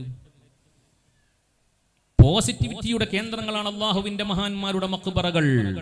അതുകൊണ്ടല്ലേ ലോകത്ത് വലിയ വലിയ മഹാന്മാര്, ലോക പ്രശസ്തരായ മഹാന്മാര് മുഴുവനും സിയാറത്തിലൂടെ വലിയ ആശ്വാസം കണ്ടെത്തിയവരാണ്. അള്ളാഹു നമുക്കും തൗഫീഖ് പ്രദാനം ചെയ്യട്ടെ.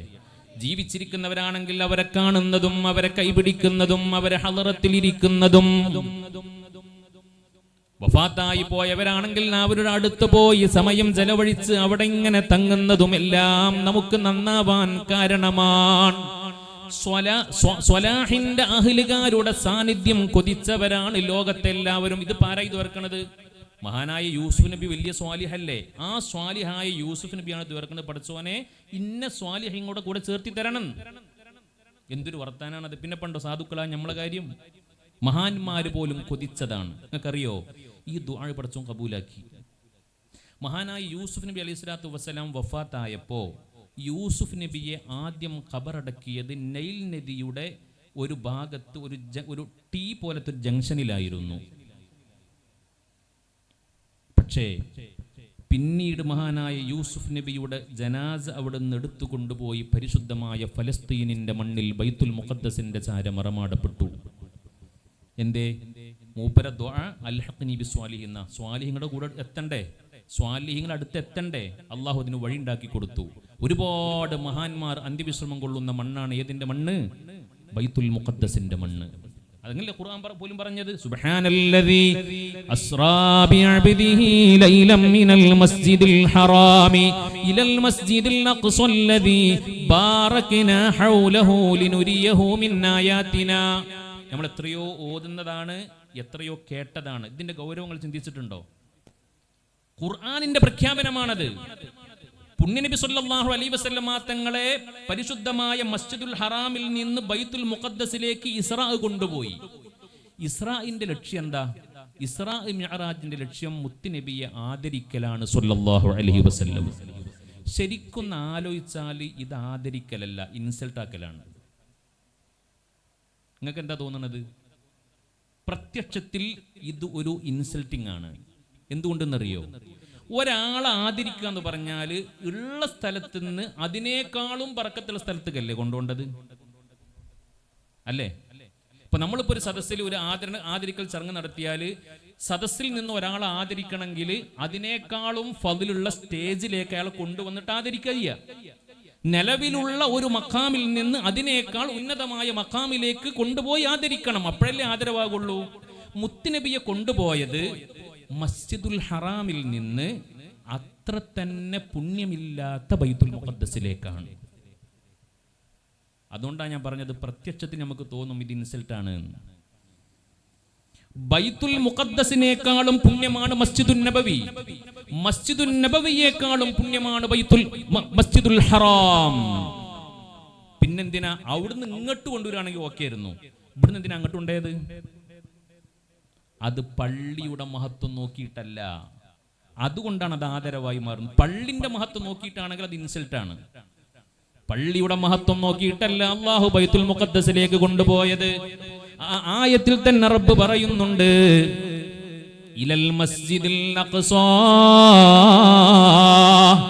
മസ്ജിദുൽ അഖ്സയിലേക്ക് തന്റെ അടിമയെ കൊണ്ടുപോയവനാണ് പരിശുദ്ധൻ. എങ്ങനെയുള്ള മസ്ജിദുൽ അഖ്സയാണ്? ബാറക്കിനാ ഹൗലഹു, മസ്ജിദുൽ അഖ്സയുടെ ഉള്ളിൽ ബറക്കത്ത് ചെയ്തു എന്നല്ല പറഞ്ഞത്, ബാറക്കിനാ ഹൗലഹു. അറബി അറിയുന്നവർക്കറിയാം ബൈത്തുൽ മുഖദ്ദസിന് ചുറ്റും ബറക്കത്തുണ്ട്, അതുകൊണ്ട് അങ്ങോട്ട് കൊണ്ടുപോയത്. അതായത് ബൈത്തുൽ മുഖദ്ദസിന്റെ ഫضിൽ കണ്ടിട്ടല്ല അങ്ങോട്ട് കൊണ്ടുപോയത്. കാരണം എന്താ? അതിനേക്കാളും ഫضിലുള്ളതല്ലേ മസ്ജിദുൽ ഹറാം.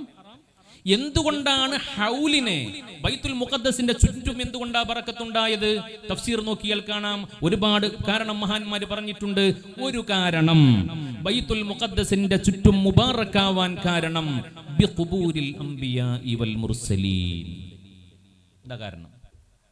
അതിന് ചുറ്റും ഒരുപാട് മഹാന്മാർ അന്ത്യവിശ്രമം കൊള്ളുന്നുണ്ട്, ഒരുപാട് അംബിയ മുർസലീങ്ങൾ അന്ത്യവിശ്രമം കൊള്ളുന്നുണ്ട്. അതുകൊണ്ടാണ് അൽഹഖ്നി ബിസ്വാലിഹീൻ എന്ന് പടച്ച റബ്ബ് ഖബൂൽ ചെയ്തപ്പോൾ യൂസുഫ് നബിയെ അങ്ങോട്ട് എത്തിച്ചത്. ഇതൊക്കെ മഹാന്മാർ ആഗ്രഹിക്കുന്ന ഒരു പദവിയാണ്, സ്വാലിഹീങ്ങളുടെ കൂടെ ചേരുക എന്നുള്ളത്. മഹാനായ ശൈഖുന ശംസുൽ ഉലമാ ഖദ്ദസല്ലാഹു സിറഹുൽ അസീസ്, ഞാൻ പലപ്പോഴും പറയാറുണ്ട്, മഹാന്റെ വീട് യഥാർത്ഥത്തിൽ കോഴിക്കോട് വെള്ളിമാട് കുന്നാണ്, അല്ലേ? വെള്ളിമാട് കുന്നാണ് മഹാനായ ശൈഖുന ശംസുൽ ഉലമയുടെ നാടും വീടൊക്കെ. യഥാർത്ഥത്തിൽ വഫാത്തിന് ശേഷം കടക്കേണ്ടത് അവിടുത്തെ മഖബറിയിലല്ലേ? പക്ഷെ മഹാന്റെ ഏറ്റവും വലിയ ആഗ്രഹമായിരുന്നു വരക്കൽ തങ്ങളുപ്പാപ്പാന്റെ കാലിന്റെ ചോട്ടിൽ കടക്കണം എന്നുള്ളത്. മഹാന്മാരെ പറ്റി അറിയുന്ന ആളുകളൊക്കെ അങ്ങനെ കൊതിച്ചവരാണ്, എല്ലാവരും അങ്ങനെ കൊതിച്ചവരാണ്. അള്ളാന്റെ ഹബീബ് സയ്യിദുനാ റസൂലുള്ളാഹി സ്വല്ലല്ലാഹി അലൈഹി വസല്ലം തങ്ങൾ വഫാത്തായപ്പോ മഹദിയായ ആയിഷ ബീവിയുടെ വീട്ടിൽ ഖബറൊരുക്കുകയും അവിടെ ശറഫാക്കപ്പെട്ട ജസദ് മറമാടപ്പെടുകയും ചെയ്തു. പിന്നീട് സിദ്ദീഖുൽ അക്ബറിന് അവിടെ കടക്കണമെന്ന് മോഹം. സിദ്ദീഖുൽ അക്ബർ അവിടെ കടന്നു. ആയിഷ ബീവിന്റെ വീടാണത്, ഉപ്പാനെ കടത്താലോ, മോളെ വീടല്ലേ. അതിനുശേഷം മഹാനായ സയ്യിദുനാ ഉമർ ഇബ്നുൽ ഖത്താബ് വഫാത്തായി. ഉമർ ഖത്താബ് റളിയല്ലാഹു അൻഹു സക്കറാത്തിൽ കടക്കുമ്പോൾ, വഫാത്തിന്റെ രോഗത്തിൽ കടക്കുമ്പോൾ മോനെ വിളിച്ചിട്ട് പറഞ്ഞു, മോനെ ഈയൊന്ന് ആയിഷ ബീവിന്റെ അടുക്കൽ ചെല്ലണം. എന്തിനെന്നറിയോ? എന്നിട്ട് ആയിഷ ബീവിയോട് പറയണം, റസൂലുള്ളാന്റെയും സിദ്ദീഖ് തങ്ങളുടെയും ഖബറിനടുത്തൊരു ഗ്യാപ്പ് ഉണ്ട്, അവിടെ എനിക്ക് കടക്കാൻ പൂതിയുണ്ട്. അത് ആരുടെ മിൽക്കിലാണ്? ആയിഷ ബീവിയുടെ. ആ സ്ഥലം എനിക്ക് തരുമോ എന്നൊന്ന് ചോദിച്ചു നോക്കണം, എനിക്ക് അങ്ങനെ പൂതിയുണ്ട് അവിടെ കടക്കാൻ. മഹദിയായ ആയിഷ ബീവിന്റെ അടുക്കൽ മോന് വന്നിട്ട് പറഞ്ഞപ്പോ ആയിഷ ബീവി പറഞ്ഞു, അത് എനിക്ക് കടക്കാൻ വേണ്ടി ഞാൻ കണ്ടെത്തിയ സ്ഥലമാ. കാരണം ഒന്നവിടെ കടക്കുന്നത് ലോകത്തിന്റെ നേതാവ് അഷ്റഫുൽ ഖൽഖ് മുഹമ്മദ് മുസ്തഫ, രണ്ടാമതവിടെ കടക്കുന്നത് മുത്തുനബി കഴിഞ്ഞാൽ ഈ ഉമ്മത്തിലെ ഏറ്റവും അഫ്ളലായ സയ്യിദുനാ അബൂബക്കർ സിദ്ദീഖ്. അവിടെ കടക്കണം എന്ന് എനിക്ക് പൂതി ഉണ്ടായിരുന്നു, പക്ഷേ അമീറുൽ മുഅ്മിനീനല്ലേ, ആ ആഗ്രഹത്തിന് ഞാൻ എങ്ങനെ തടസ്സം നിൽക്കും? ആയിക്കോട്ടെ, കുഴപ്പമില്ല എന്ന് പറഞ്ഞു. ഈ വിവരം വന്നിട്ട് മഹാനായ ഉമർ ബിൻ ഖത്താബ് റളിയല്ലാഹു അൻഹുവിനെ അറിയിച്ചപ്പോ എന്തെന്നില്ലാത്ത സന്തോഷം കൊണ്ട് തുള്ളിച്ചാടുകയാണ്. അല്ലാഹു അക്ബർ എന്ന് പറഞ്ഞിട്ട് സ്വീകരിക്കുകയാണ് സയ്യിദുനാ ഉമർ ഇബ്നുൽ ഖത്താബ്. മഹാൻ അവിടല്ലേ കടക്കണത്? അത് മഹാന്റെ ഒരു ആഗ്രഹമായിരുന്നു. നിങ്ങൾ ആലോചിച്ച് നോക്കിയേ, ആ ഉമർ ഇബ്നുൽ ഖത്താബ് റളിയല്ലാഹു അൻഹു കടക്കാൻ തൊട്ടപ്പുറത്ത് ജന്നത്തുൽ ബഖീൽ വിശാലമായ സ്ഥലല്ലേ? എന്റെ ആയിഷ ബീവിന്റെ അധീനത്തിലുള്ള സ്ഥലം ചോദിച്ചിട്ട് മോനെ പറഞ്ഞയച്ചത് അൽഹഖ്നി ബിസ്സാലിഹീൻ, സ്വാലിഹീങ്ങളുടെ കൂടെ ചേർന്നാൽ അതിന് പ്രത്യേകമായ ബറക്കത്താണ്. അതുകൊണ്ടാണ് ഉമർ ഇബ്നുൽ ഖത്താബ് റളിയല്ലാഹു അൻഹു മുത്തുനബിയുടെ ചാരത്ത് ഖബർ ആഗ്രഹിച്ചത്. ഞാൻ പറഞ്ഞു വരുന്നത്, എന്റെ പ്രിയപ്പെട്ടവരെ, ലോകത്തോട് വിട പറയുമ്പോ മഹാന്മാരൊക്കെ ആഗ്രഹിച്ചതുപോലെ ആഖിബത്ത് നന്നായി മരിക്കണമെന്ന് നമ്മൾ ആഗ്രഹിക്കണം എന്ന് മാത്രമല്ല, അതിനുവേണ്ടി നിരന്തരം റബ്ബിനോട് കേഴണം. ആഖിബത്ത് നന്നാകാൻ വഴിയെന്താ? വഴിയൊക്കെ ഉണ്ട്, ഒരുപാട് വഴിയുണ്ട്. ഏറ്റവും പ്രധാനപ്പെട്ട വഴി റബ്ബിനോട് കേണപേക്ഷിക്കുക എന്നുള്ളതാണ്. ഒരു കുട്ടി മുലപ്പാലിന് വേണ്ടി കരയുന്നത് പോലെ കരയ പടച്ചവനോട്. കൂട്ടമായ പ്രാർത്ഥനകളിലും സ്വകാര്യമായ ദുആകളിലും തവഫനി മുസ്ലിമാ വഅൽഹിഖ്നീ ബിസ്സാലിഹീൻ.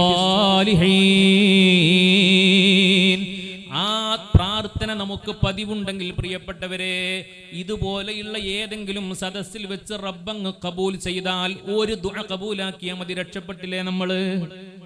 അല്ലാഹു നമ്മളെ മുഅ്മിനീങ്ങളായിട്ട് മരിപ്പിക്കട്ടെ. അല്ലാഹു നമ്മുടെ ആഖിബത്ത് നന്നാക്കി തരട്ടെ. അല്ലാഹു പുഞ്ചിരിച്ചുകൊണ്ട് മരിക്കാൻ നമുക്ക് തൗഫീഖ് തരട്ടെ. കലിമ ചൊല്ലി മരിക്കാൻ നമുക്ക് തൗഫീഖ് തരട്ടെ. ഇതുപോലൊരു വെള്ളിയാഴ്ച രാവിലോ പകലിലോ മരിക്കാൻ പടച്ച റബ്ബ് നമുക്ക് തൗഫീഖ് പ്രദാനം ചെയ്യട്ടെ. വെള്ളിയാഴ്ച രാവാ സ്വലാത്ത് ചൊല്ലിയ സദസ്സ ഒരു മഹാന്റെ ഹളറത്തിലാ. നമ്മൾ എന്താ വിചാരിച്ചത്? മുത്തുനബി പറഞ്ഞിട്ടുണ്ട്, ഒരു വർഷത്തിലെ 5 രാത്രികൾക്ക് ഇജാബത്തുണ്ട്. ഞാൻ വിശദീകരിക്കണില്ല, സമയക്കുറവുണ്ട്. അതിൽ ഒരു രാത്രി ലൈലത്തുൽ ജുമുഅ, എല്ലാ വെള്ളിയാഴ്ച രാവും ഇജാബത്തുള്ള രാത്രിയാണ്. അതുകൊണ്ടാണ് നമ്മളെ നാടുകളിലൊക്കെ മക്കാമുകളിലാവട്ടെ, പള്ളികളിലാവട്ടെ, സ്ഥാപനങ്ങളിലാവട്ടെ ദിക്ർ ദുആ മജ്ലിസും മജ്ലിസുന്നൂറും സ്വലാത്തും ഒക്കെ നടത്താറുള്ളത് എപ്പോഴാണ്? വെള്ളിയാഴ്ച രാവിലാണ്, പിന്നെ തിങ്കളാഴ്ച രാവ്. ആ രാത്രിയിലുള്ള ദുആ ഇജാബത്തുള്ള ദുആയാണ്. ഈ പ്രിയപ്പെട്ട പൊന്നുമക്കള് 24 മണിക്കൂർ എന്ന് പറഞ്ഞ പോലെ ചുണ്ടിൽ അവരുടെ ചുണ്ടിൽ പരിശുദ്ധ അള്ളാഹുവിൻ്റെ കലാമായ ഖുർആനല്ലേ? ആ ഖുർആനുമായി ബന്ധപ്പെട്ട് ജീവിക്കുന്ന മക്കൾ അള്ളാഹു വരൊക്കെ പെട്ടെന്ന് ഹാഫിളാക്കി കൊടുക്കട്ടെ. നമ്മുടെ സ്ഥാപനങ്ങൾക്ക് അള്ളാഹു ഇസ്സത്തിൽ നിന്ന് ഇസ്സത്തിലേക്ക് അള്ളാഹു ഉയർത്തട്ടെ. എനിക്ക് അത്ഭുതം തോന്നുകയാണ്. ബഹുമാനപ്പെട്ട തങ്ങളവറുകൾ നേരത്തെ ആ ദുആ വസീയത്ത് ചെയ്ത ആളുകളുടെ പേര് പറഞ്ഞപ്പോൾ, സ്വതക്കയുടെ ലിസ്റ്റ് പറഞ്ഞപ്പോൾ, മാഷാ അല്ലാഹ് എത്ര ആളുകളാണ് നമ്മളെ സ്ഥാപനങ്ങളൊക്കെ സഹായിച്ചു കൊണ്ടിരിക്കുന്നത്. അതൊക്കെ നമ്മുടെ നാട്ടിൽ നിലനിൽക്കുന്ന നന്മകളാണ് പ്രിയപ്പെട്ടവരെ. അതന്നെ നമ്മുടെ ഏറ്റവും വലിയ പ്രത്യേകത. നിങ്ങൾ എന്താ മനസ്സിലാക്കിയത്? ലോകത്തിൻ്റെ വിവിധ ഭാഗങ്ങളിൽ വിവിധങ്ങളായ പ്രശ്നങ്ങളും പ്രയാസങ്ങളുമാണ്. അള്ളാൻ്റെ ദുനിയാവിൽ ഇന്ത്യക്കാരായ കേരളക്കാരായ നമ്മളെപ്പോലെ വേറെ സുരക്ഷിതരായി ഈ ലോകത്ത് ജീവിക്കുന്ന ആരാളുള്ളത്? പ്രയാസങ്ങളൊക്കെ നമ്മൾ പറയും, ആപേക്ഷികമായി നമ്മളൊന്ന് കമ്പയർ ചെയ്ത് നോക്കുക. അള്ള തന്ന ഫളിലാണ്. എൻ്റെ ഇതുപോലത്തെ ഒരുപാട് നന്മകൾ ഇവിടെ നടക്കുന്നുണ്ട്. ഇതൊന്നും ഇവിടെ മുടങ്ങാൻ പാടില്ല. ഞാൻ കോഴിക്കോട് ജില്ലയിൽ ഒരു സ്ഥലത്ത് പ്രഭാഷണത്തിന് ചെന്നപ്പോൾ ഒരു ചെറിയ മഹല്ല, 10, 70, 80 വീടുള്ള മഹല്ലാണ്. ആ മഹല്ലിൽ 60ഓളം വരുന്ന ക്യാൻസർ രോഗികൾ. ഓരോ ദിവസവും ക്യാൻസറിൻ്റെ വാർത്ത ഇങ്ങനെ കേൾക്കുകയാണ്. ഇവരാകെ ബേജാറായി, നാട്ടുകാർ മൊത്തം ബേജാറായി. ജീവിച്ചിരിക്കുന്ന ആളെ പേരൊന്നും ഞാൻ പറയുന്നില്ല, ഒരു മഹാൻ്റെ അടുക്കൽ ചെന്നിട്ട് സങ്കടം ബോധിപ്പിച്ചു. എന്താണെന്നറിയില്ല, ഞങ്ങളുടെ നാട്ടിന് എന്ത് ശാപ കിട്ടിയത്, എന്ത് പ്രശ്നം ഞങ്ങളുടെ നാട്ടിലുണ്ടായെന്ന് അറിയില്ല. ഓരോ ദിവസവും രോഗം വർദ്ധിക്കുകയാണ്. ബസീറത്തുള്ള മഹാനാണ്. ചോദിച്ചു അത്രേ, നിങ്ങളെ നാട്ടിൽ സ്ഥിരമായി നടന്നു വന്നിരുന്ന ഒരു അമല് മുടങ്ങിപ്പോയിട്ടുണ്ടല്ലോ, ഏതാണത്? അപ്പോൾ കമ്മിറ്റിക്കാർ പറഞ്ഞു, ഞങ്ങൾ ഹദ്ദാദ് പള്ളിയിലുണ്ടായിരുന്നു, ആളില്ലാതായപ്പോൾ നിർത്തിവെച്ചു. എന്താ നമ്മൾ മനസ്സിലാക്കിയത്? ഇതൊക്കെ ചില്ലറ കാര്യമാണ്. നിങ്ങൾ ആലോചിച്ചാൽ നിങ്ങൾക്ക് മനസ്സിലാക്കാൻ കഴിയും, പള്ളികളിൽ ഹദ്ദാദിന് ആകെ 2, 3, 4 ആൾക്കാരുണ്ടാകുള്ളൂ. അവരെ കൊണ്ട് ആ നാടിന് കിട്ടുന്നൊരു കാവലുണ്ട്. നമ്മളപ്പോൾ ബസ് സ്റ്റോപ്പിലായിരിക്കും, ചായക്കടയിൽ സ്വറ പറഞ്ഞിരിക്കുകയായിരിക്കും, വീട്ടിൽ മൊബൈൽ കളിച്ചുകൊണ്ടിരിക്കുകയായിരിക്കും. ഈ മുഅ്മിനീങ്ങൾ പള്ളിയിൽ നിന്ന്, പിന്നെ പള്ളിയിൽ നിന്ന് അല്ലെങ്കിൽ ഏതെങ്കിലും പ്രധാനപ്പെട്ട സ്ഥലങ്ങളിൽ വെച്ച് ഹദ്ദാദ് ഓതുമ്പോൾ എന്താ ഓല് പറയണത്? അസ്ലഹല്ലാഹു ഉമൂറൽ മുസ്ലിമീന സ്വറഫല്ലാഹു ശർറൽ മുഅ്മിനീൻ. ഈ ഹദ്ദാദ് ചെല്ലുന്ന ഞങ്ങളെ നീ രക്ഷപ്പെടുത്തണേ എന്നല്ല, എല്ലാ മുസ്ലിമീങ്ങൾക്കും നീ സംരക്ഷണം കൊടുക്കണേ റബ്ബേ. ഈ മഹല്ലത്തിലെ മുഴുവൻ ആളുകൾക്കും, മുഴുവൻ വീട്ടിലും, മുഴുവൻ ആണിനും മുഴുവൻ പെണ്ണിനും, ആബാലവൃദ്ധം ജനങ്ങൾക്കും നീ സംരക്ഷണം കൊടുക്കണേ റബ്ബേ. അതാണ്ട് മുടങ്ങി. അപ്പോൾ പടച്ചോനാണ്ട് പാഠം പഠിപ്പിച്ചു, സ്ഥാപിക്കാൻ പറഞ്ഞു, സ്ഥാപിച്ചു. പിന്നെ ആ പ്രശ്നം അവിടെ ഉണ്ടായിട്ടില്ല. ഇത് ഇന്നോട് ആ കമ്മിറ്റിക്കാർ നേരിട്ട് പറഞ്ഞ സംഗതിയാണ്. നിങ്ങൾക്ക് ഓരോരുത്തർക്കും ഓരോ അനുഭവങ്ങൾ ഉണ്ടാവും. മഹാന്മാർ പറയാറുണ്ട്, ഒരു കാര്യം, ഒരു അമല് തുടങ്ങരുത്, തുടങ്ങിയാൽ മുടങ്ങരുത്. ഞാൻ പറഞ്ഞു വരുന്നത്, ഈ ഒരു വല്ലാത്തൊരു പ്രഫുല്ലമായ ഈ ഒരു അന്തരീക്ഷത്തിൻ്റെ പ്രധാനപ്പെട്ട കാരണം എന്ന് പറയുന്നത് നമ്മൾ മനസ്സിലാക്കണം, നമ്മളെ പത്രാസ് കൊണ്ടോ നമ്മളെ അമല് കൊണ്ടോ ഒന്നുമല്ല. ഒരുപാട് നല്ല നല്ല മനുഷ്യന്മാർ ഒരുപാട് ഇതുപോലത്തെ സദസ്സുകളിൽ പങ്കെടുത്തുകൊണ്ട് സ്ഥിരമായി ഉയർന്നുകൊണ്ടിരിക്കുക. ഇപ്പം ഈ ഒരു വെള്ളിയാഴ്ച രാവിലെ ഇപ്പം നമ്മളിവിടെ കുറച്ച് ആൾക്കാർ ഇവിടെ കൂടിയിട്ടുണ്ട്, കുറേ സഹോദരിമാർ അപ്പുറത്തുണ്ട്. ഇതുപോലെ നാടിൻ്റെ എത്ര സ്ഥലങ്ങളിൽ ഇതുപോലുള്ള പിന്നെ മജ്ലിസ് നടക്കുന്നുണ്ടാവും. ഓലൊക്കെ ദീർഘല്ലേ റഹ്മാനല്ലേ, കാരുണ്യത്തിൻ്റെ കടലല്ലേ. പടച്ചോൻ എത്ര വലിയ സ്നേഹനിധിയാണ്. എങ്ങനെ തട്ടിമാറ്റാൻ പടച്ചോന് കഴിയുക? അതുകൊണ്ട് മുഅ്മിനീങ്ങളെ, ഇത്തരം മജ്‌ലിസുകളെ നമ്മൾ സജീവമാക്കണം. എന്ത് തിരക്കുണ്ടെങ്കിലും ഇവിടെ ഒരു കൃത്യമായ ഡേറ്റ് ആയിരിക്കില്ല തങ്ങൾ ബാബ, ആ ഡേറ്റ് നിങ്ങൾ ബ്ലോക്ക് ചെയ്യുക. നമ്മൾ എല്ലാ മാസവും ഇവിടെ വന്നിട്ട് ഇതിൽ പങ്കെടുക്കുക. ഇതിന്ന് കിട്ടുന്നൊരു ഊർജ്ജമുണ്ട്, ഇതിന്ന് കിട്ടുന്നൊരു ബെനിഫിറ്റ് ഉണ്ട്. നമുക്ക് മാത്രമല്ല, എല്ലാവർക്കും കിട്ടും. കുടുംബത്തിന് കിട്ടും, നാട്ടുകാർക്ക് കിട്ടും, എല്ലാവർക്കും കിട്ടും. അള്ളാഹു അത്തരം മജ്‌ലിസാക്കി നമ്മുടെ ഈ മജ്‌ലിസിനെ മാറ്റിത്തരട്ടെ. പറഞ്ഞു വന്നത് ആഖിബത്ത് നന്നാവണം. അതിനുള്ള പ്രധാനപ്പെട്ട വഴി എന്ന് പറയുന്നത് ഒന്നാമത്തത് ദുആ ചെയ്യലാണ്. തവഫനി മുസ്ലിമൻ വഅൽഹഖ്നി ബിസ്സാലിഹീൻ. മുസ്ലിമായി മരിച്ചു കിട്ടാൻ വേണ്ടി നിരന്തരം നമ്മൾ ദുആ ചെയ്യണം. നമുക്കൊരു സ്വഭാവമുണ്ട്, ഞാൻ കുറ്റപ്പെടുത്താന്ന് വിചാരിക്കരുത്. ഓരോ പ്രയാസഘട്ടങ്ങൾ വരുമ്പോൾ മാത്രമേ പടച്ചോനെ നമുക്ക് ഓർമ്മ ഉണ്ടാകുള്ളൂ. ദീന് പറയുന്നത് അങ്ങനെയല്ല. നല്ല സമയത്ത് പടച്ചോന് ഓർമ്മ ഉണ്ടെങ്കിൽ പ്രതിസന്ധി ഘട്ടങ്ങളിൽ റബ്ബ് നമ്മളെ കൂടെ ഉണ്ടാവും. എന്ന് പറഞ്ഞാൽ ആരോഗ്യമുള്ള സമയത്ത് തന്നെ അള്ളാഹിനോട് പടച്ചോനെ ഒരു പ്രഷറും ഇല്ല, കൊളസ്ട്രോളും ഇല്ല, ഷുഗറും ഇല്ല, തൈറോയിഡും ഇല്ല, യൂറിക് ആസിഡും ഇല്ല, ബ്ലോക്കിന്റെ പ്രശ്നമല്ല, ഒരു പ്രശ്നമില്ലാത്ത സമയത്ത് അള്ളാഹിന് ഓർമ്മ വേണം. എന്നിട്ട് ചോദിക്കണം, പടച്ചോനെ നിന്റെ ആഫിയത്ത് നിലനിർത്തണേ എന്ന്. അത് അള്ളാഹ്ക്ക് ഭയങ്കര ഇഷ്ടമാണ്.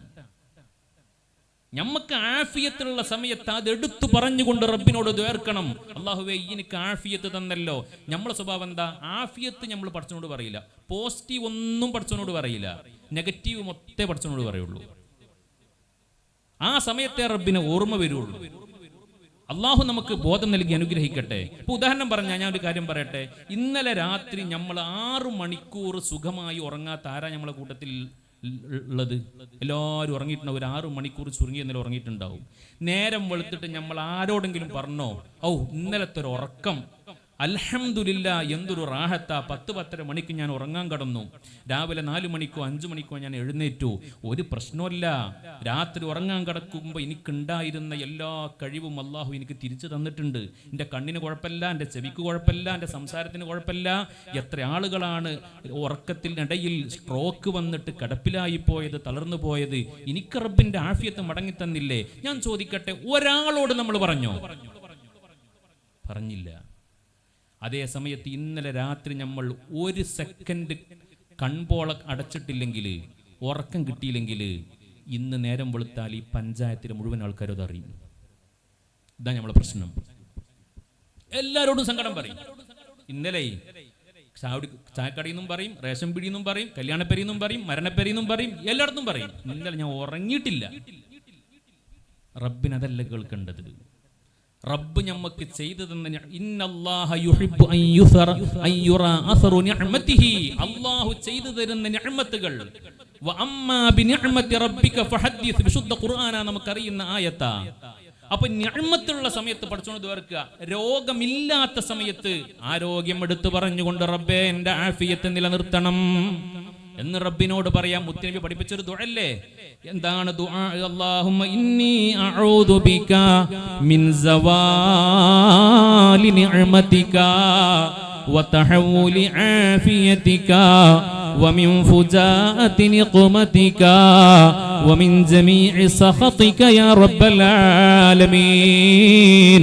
അല്ലാഹുവേ, നീ എനിക്ക് തന്നുകൊണ്ടിരിക്കുന്ന ആഫിയത്ത് നീങ്ങി പോകരുത് റബ്ബേ. ഒരു രോഗമില്ലാത്ത സമയത്ത് അത് ദ്വാരക്കുണ്ട്. നല്ല സാമ്പത്തിക എന്താ പറയാ, സാമ്പത്തികമായ സിറ്റുവേഷൻ, നല്ല ജോലിയും മാന്യമായ ശമ്പളവും നല്ല സാമ്പത്തികമായ സുരക്ഷിതത്വമുള്ള സമയത്ത് അത് ഓർമ്മ വരണം. എന്നിട്ട് റബ്ബിനോട് പറയണം, പടച്ചോനെ ഇന്നെ എങ്ങനെയൊക്കെ തീറ്റിപ്പോറ്റുന്നുണ്ട്, എത്ര നിഅമത്താ എനിക്ക് നീ തന്നുകൊണ്ടിരിക്കുന്നത് പടച്ചോനെ, അത് നിലനിർത്തി തരണം. അല്ലാഹുമ്മ ജഅൽ നിഅമതനാ ദായിമാ. അങ്ങനെ ദ്വാരക്കുന്ന ഒരാളാണെങ്കിൽ എന്താവുന്നറിയോ? അങ്ങനെ ദ്വാരക്കുന്ന ഒരാളാകുമ്പോൾ പ്രയാസം വരുന്ന റബ്ബിനോട് ചോദിച്ച പെട്ടെന്ന് അള്ളാഹു അത് ഫയലിൽ സ്വീകരിക്കും. റബ്ബിന്റെ ഉലമാ പറഞ്ഞൊരു രഹസ്യമുണ്ട്. ഉദാഹരണം പറയാ, നമ്മുടെ കയ്യിനൊരു വേദന വന്നു, വലത്തെ കയ്യിനാണ് വേദന. പടച്ചോനെ ഇത് മാറ്റിത്തരണേ, ഈ കയ്യിന്റെ വേദന മാറ്റിത്തരണേ എന്ന് പറയുന്നതിനേക്കാൾ നല്ലത്, റബ്ബിന്റെ ഉലമാ പറയാട്ടോ, വേദനയില്ലാത്ത ഈ കയ്യിലേക്ക് നോക്കി അൽഹംദുലില്ലാ എന്ന് പറയലാണ്. വേദനയില്ലാത്ത അവയവത്തിലേക്ക് നോക്കി അൽഹംദുലില്ലാ പറഞ്ഞാൽ വേദനയുള്ള അവയവത്തിന്റെ വേദന അള്ളാഹു ശമിപ്പിച്ചു തരുമെന്ന് തുബ്ബിന്റെ ഉലമാ പറയുമ്പോൾ അള്ളാഹ്ക്ക് കേൾക്കേണ്ടത് അള്ളാഹ് നമുക്ക് ചെയ്ത നിഅമത്തുകളാണ്, അത് എടുത്തു പറയുന്നതാണ്. ഞാൻ പറഞ്ഞു വന്നത് അതുകൊണ്ട് ഇനിയിപ്പോൾ ഏതായാലും നിങ്ങൾക്ക് 10, 20, 30, 40 വയസ്സിലായിട്ടുള്ളൂ, ഒരു 10, 60 വയസ്സൊക്കെ ഉണ്ടാവട്ടെ, അപ്പം പിന്നെ മരണത്തെ പറ്റിയൊക്കെ ദ്വേർക്കുക. ഇപ്പം ഞാൻ ആരോഗ്യ ദൃഢഗാത്രനല്ലേ, സമയമൊന്നും ആയിട്ടില്ലല്ലോ എന്ന് വിചാരിച്ച് നമ്മൾ നീട്ടിക്കൊണ്ടു പോകരുത്. നിരന്തരമായ ദുആ, കാരണം നിരന്തരമായ ദുആക്ക് ഒരു പ്രത്യേകത ഉണ്ട്. ഏതെങ്കിലും ഒരു സമയത്തെ ദുആ ക്ലിക്കായാൽ മതി. നമ്മളെന്താ വിചാരിച്ചത്? ഇപ്പൊ ചോദിക്കുമ്പോ അപ്പൊ കിട്ടും എന്നാണ് വിചാരിച്ചത്. പുണ്യനബി സയ്യിദുനാ റസൂലുള്ളാഹി സ്വല്ലല്ലാഹു അലൈഹി വസല്ലം തങ്ങളുടെ ജീവിതത്തിൽ പോലും നമ്മൾ ശ്രദ്ധിക്കേണ്ട ഒരു കാര്യമാണത്. നമുക്കൊരു സ്വഭാവമുണ്ട്, നമുക്ക് ഇപ്പൊ ചോദിച്ച അപ്പൊ തന്നെ കിട്ടണം. ഖൈർ എന്താണോ, ഏത് സമയത്താണോ, ഏത് രീതിയിലാണോ അത് അള്ളാഹു നമുക്ക് തരുമെന്നതാണ് മഹാന്മാര് പറഞ്ഞത്. ലോകത്തെ അള്ളാഹുവിന്റെ ഹബീബാണ് സയ്യിദുനാ റസൂലുള്ളാഹി. കഅബയുടെ അങ്കണത്തിൽ നിസ്കരിച്ചു കൊണ്ടിരിക്കുമ്പോ ശത്രുക്കൾ വന്നിട്ട് ഒട്ടകത്തിന്റെ ചീഞ്ഞളിഞ്ഞ കുടൽമാല തോളിലിട്ട് ഉപദ്രവിച്ചപ്പോ ഇത് കണ്ട മഹതിയായ സയ്യിദത്തുനാ ഫാത്തിമത്തു സഹ്റ റളിയല്ലാഹു അൻഹ സങ്കടത്തോടെ വന്നിട്ട് അത് എടുത്തിട്ട് പുറത്തേക്ക് വലിച്ചിട്ട് മുത്തുനബി എഴുന്നേറ്റിരുന്ന് ഒറ്റ ദുആ നടത്തി. ചരിത്രത്തിൽ കാണാം. എന്ത്? അല്ലാഹുമ്മ അലൈക ബി ഖുറൈശ്, അല്ലാഹുമ്മ അലൈക ബി ഉഖബ, അല്ലാഹുമ്മ അലൈക ബി ഉമയ്യ, അല്ലാഹുമ്മ അലൈക ബി അബീ ജഹൽ, അല്ലാഹുമ്മ അലൈക ബി ശൈബ, അല്ലാഹുമ്മ അലൈക ബി വലീദ് എന്ന് പറഞ്ഞുകൊണ്ട് ദുആ ചെയ്തു. പടച്ചോനെ ഇവരൊക്കെ നീ പാഠം പഠിപ്പിക്കണേ എന്ന് പറഞ്ഞിരുന്നു. ആരാ ദ്വേർക്കണത്? മുത്തുനബി മുഹമ്മദ് മുസ്തഫ. അള്ളാന്റെ ഹബീബിനേക്കാളും ഇജാബത്തുള്ള ഒരാൾ ഭൂമിയിലുണ്ടോ? അന്ന് ഇജാബത്ത് കിട്ടിയോ? പിറ്റേന്ന് കിട്ടിയോ? പിറ്റത്തെ ആഴ്ച കിട്ടിയോ? പിറ്റത്തെ മാസം കിട്ടിയോ? പിറ്റത്തെ കൊല്ലം കിട്ടിയോ? ഇല്ല. മക്കയിൽ നിന്ന് മദീനയിലേക്ക് ഹിജറ പോയി. ബദർ യുദ്ധം, ഹിജറ 2-ാം വർഷം ബദർ യുദ്ധം നടക്കുന്ന സമയത്താണ് അബൂജഹലിനെ അള്ളാഹു പാഠം പഠിപ്പിച്ചത്. ദ്വേർന്നിട്ട് കൊല്ലങ്ങൾ കഴിഞ്ഞിട്ട്. അപ്പോ സമയാവട്ടെ, എനിക്കിപ്പോ മരിക്കാനുള്ള സമയമൊന്നും ആയിട്ടില്ലല്ലോ, കുറച്ചൊക്കെ രോഗങ്ങളൊക്കെ വരട്ടെ, മരണത്തിന്റെ എന്താ പറയാ ലക്ഷണങ്ങളൊക്കെ കാണുമ്പോൾ ദ്വേർക്കാന്ന് വിചാരിച്ച് നീട്ടിക്കൊണ്ടുപോകരുത്. ഇപ്പൊ തന്നെ ദുആ തുടങ്ങണം നമ്മൾ. അല്ലാഹുവേ മുസ്ലിമായി മരിപ്പിക്കണേ. മഹദിയായ സയ്യിദത്തുനാ നഫീസത്തുൽ മിസ്രിയ റളിയല്ലാഹു തആല അൻഹ വഫാത്തായത് ഒരു പരിശുദ്ധമായ റമളാനിലാണ്. നോമ്പ് തുറക്കാൻ മിനിറ്റുകൾ മാത്രം ബാക്കിയുള്ളപ്പോഴാണ് ഡോക്ടർമാര് വന്നിട്ട് നഫീസ ഉമ്മയോട് പറഞ്ഞു, നഫീസ കാര്യം അപകടമാ, നോമ്പ് മുറിക്കണേ. അൻആം സൂറത്ത് ഓതിക്കൊണ്ടിരിക്കുകയാണ് നഫീസ ഉമ്മ. ബാങ്ക് കൊടുക്കാൻ, നോമ്പ് തുറക്കാൻ മിനിറ്റുകൾ മാത്രമാണ്. നഫീസ ഉമ്മ പറഞ്ഞൊരു മറുപടിയുണ്ട്. എന്റെ ഉമ്മമാരെ, നമ്മുടെ വീട്ടിലുള്ള ചതല് പിടിച്ച് കിടക്കുന്ന മൗലിദ് കിതാബ് പരിശോധിച്ചാൽ ആ നഫീസ ബീവിന്റെ മാല കാണാൻ കഴിയും, നഫീസ ബീവിന്റെ മൗലിദ് കാണാൻ കഴിയും. അവർ എത്ര വലിയ മഹദിയാ. നഫീസ ഉമ്മ പറഞ്ഞു, എന്റെ പ്രിയപ്പെട്ട ഡോക്ടർമാരെ, വൈദ്യന്മാരെ, നിങ്ങൾ ആരോടാ നോമ്പ് മുറിക്കാൻ പറയുന്നത്? കഴിഞ്ഞ 35 കൊല്ലമായി എല്ലാ രാപ്പകലുകളിലും റബ്ബിനോട് ഞാൻ ദ്വേർക്കുന്ന ദുആ എന്താണെന്നറിയോ? റബ്ബേ, നഫീസാക്കൊരാഗ്രഹമുണ്ട്, ഈ ലോകത്തോട് വിട പറയുമ്പോ നോമ്പുകാരിയായി വിട പറയണം, നോമ്പെടുത്തുകൊണ്ട് നിന്നെ കണ്ടുമുട്ടണം, അതെന്റെ ആഗ്രഹമാ.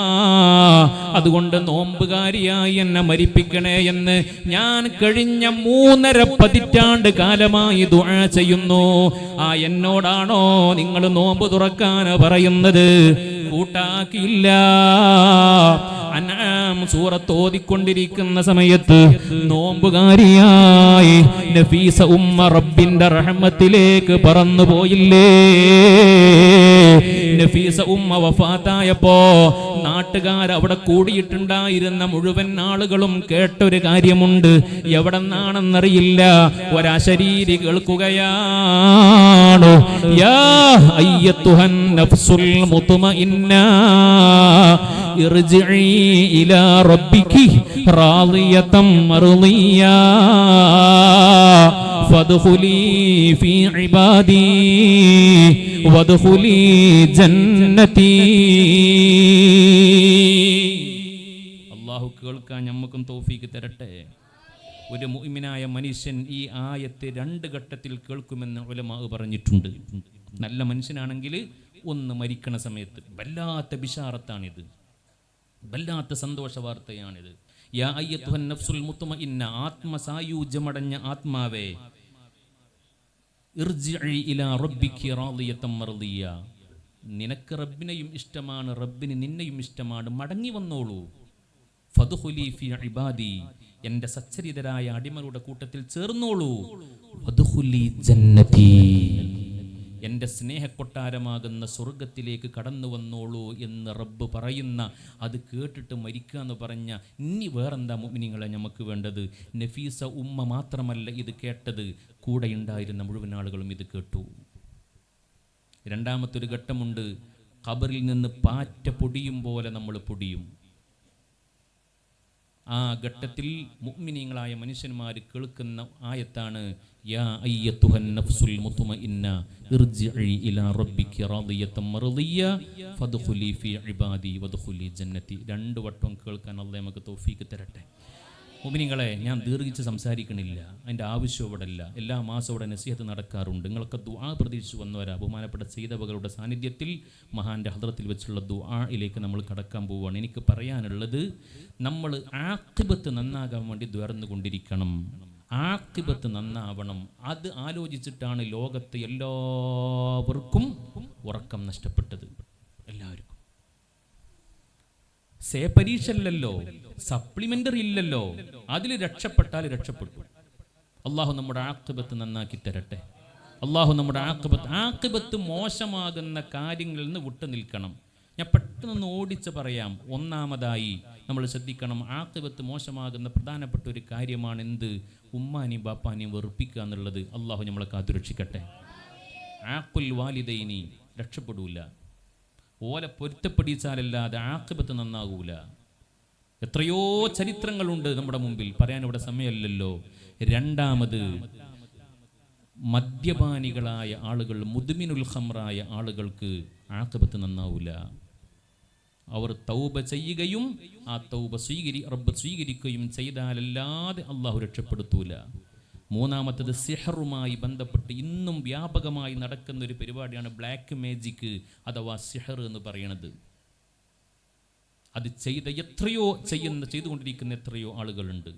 ഞാൻ അവരോട് പറയാണ്, ആഖിബത്ത് നന്നാകുന്ന ഒരു പ്രതീക്ഷ നിങ്ങൾക്ക് വേണ്ട. മഹാന്മാർ മുഴുവനും നിങ്ങൾക്കെതിരെ ഉയർന്നുകൊണ്ടിരിക്കുന്നുണ്ട്. ഞാൻ ഈ അടുത്ത് ഷെയ്ഖുന ഏലംകുളം ഉസ്താദിൻ്റെ ഒരു പരിപാടിയിൽ പങ്കെടുത്തപ്പോൾ ഉസ്താദിൻ്റെ ദുആയിൽ ഒരു പരാമർശം എന്താണെന്നറിയോ? അല്ലാഹുവേ, സിഹർ ചെയ്യുന്നവരെ നീ നശിപ്പിക്കണേ എന്ന ഒരു മഹാന്റെ ദുആ. എത്ര ആളുകളാണ് അതിന് ആമീൻ പറയണത്? സിഹർ ചെയ്യുന്നവരെ രക്ഷപ്പെടുന്ന നിങ്ങൾ വിചാരിക്കുന്നുണ്ടോ? ഇങ്ങനെ ലോകത്തിൻ്റെ അഷ്ടദിക്കുകളിൽ നിന്ന് എത്ര മഹാന്മാർ ഇങ്ങനെ വേർക്കുന്നുണ്ടാവും. പിന്നെ എങ്ങനെ ആഖിബത്ത് നന്നാവുക? അത് ചെറിയ കാര്യമാണെന്നാണ് നമ്മൾ വിചാരിക്കുന്നത്. അതുപോലെ തന്നെ മറ്റൊരു പ്രധാനപ്പെട്ട വിഷയം നമ്മുടെ കണ്ണിൽ നിസ്സാരമാണ്. മൻ തകല്ലമ ഇൻദൽ അദാൻ യതലജ്ജലജു ലിസാനുഹു ഇൻദൽ മൗതി. ബാങ്ക് കൊടുക്കുന്ന സമയത്ത് നമ്മൾ ഭൗതികമായ സംസാരങ്ങൾ നടത്തുക. ഇത് ആഖിബത്ത് മോശമാവാൻ യുഹ്ഷാ അലൈഹി സൂഉൽ ഖാത്തിമ എന്നാണ് ഇത് പറഞ്ഞത്. അവർക്ക് മോശമായ അന്ത്യം പേടിക്കപ്പെടണം എന്നാണ്. അള്ളാഹു നമ്മളെ കാത്തിരക്ഷിക്കട്ടെ. അത് മൊല്ലാക്കാൻ്റെ പണിയല്ലേ, അത് മുക്രിൻ്റെ പണിയല്ലേ. നമുക്കിപ്പോൾ എന്താ അതിലെന്ന് വിചാരിക്കരുത്. അള്ളാഹുവിൻ്റെ പരിശുദ്ധമായ നാമമാണ് മുഴങ്ങുന്നത്. മുത്തുനബിയുടെ നാമമാണ്, ഷഹാദത്ത് കലിമയാണ് മുഴങ്ങുന്നത്. പരിശുദ്ധമായ ബാങ്ക് ദീനിൻ്റെ ഷിആറാണ്. അത് കേൾക്കുമ്പോൾ അതോടുകൂടി അതിന് മറുപടി പറയുകയാണ് വേണ്ടത്. അത് ശ്രദ്ധിച്ച് കേൾക്കുകയാണ് വേണ്ടത്. സഹോദരിമാരോട് ഞാൻ പറയുകയാണ്, എത്ര തിരക്കുള്ളവരാണെങ്കിലും ഏത് ഫോൺ കോളിലാണെങ്കിലും അപ്പം അത് സ്റ്റോപ്പാക്കണം. ആ കോൾ അവിടെ അവസാനിപ്പിക്കണം. അത് കഴിഞ്ഞ് നമ്മൾ മുത്തുനബിയുടെ മേൽ സ്വലാത്ത് ചൊല്ലി നടത്തുന്ന ദുആ കഴിയുന്നത് വരെ നമ്മൾ മറ്റൊരു ഭൗതികമായ സംസാരങ്ങളിൽ ഏർപ്പെടാൻ പാടില്ല. നമ്മുടെ ആഖിബത്ത് വളരെ പ്രധാനമാണ്. കാരണം എന്താണെന്നറിയോ? ആഖിബത്ത് നന്നായ പിന്നെ അപ്പുറത്തുകൾ നമ്മളെന്താ വിചാരിച്ചത്? ഇതൊക്കെ തീരും.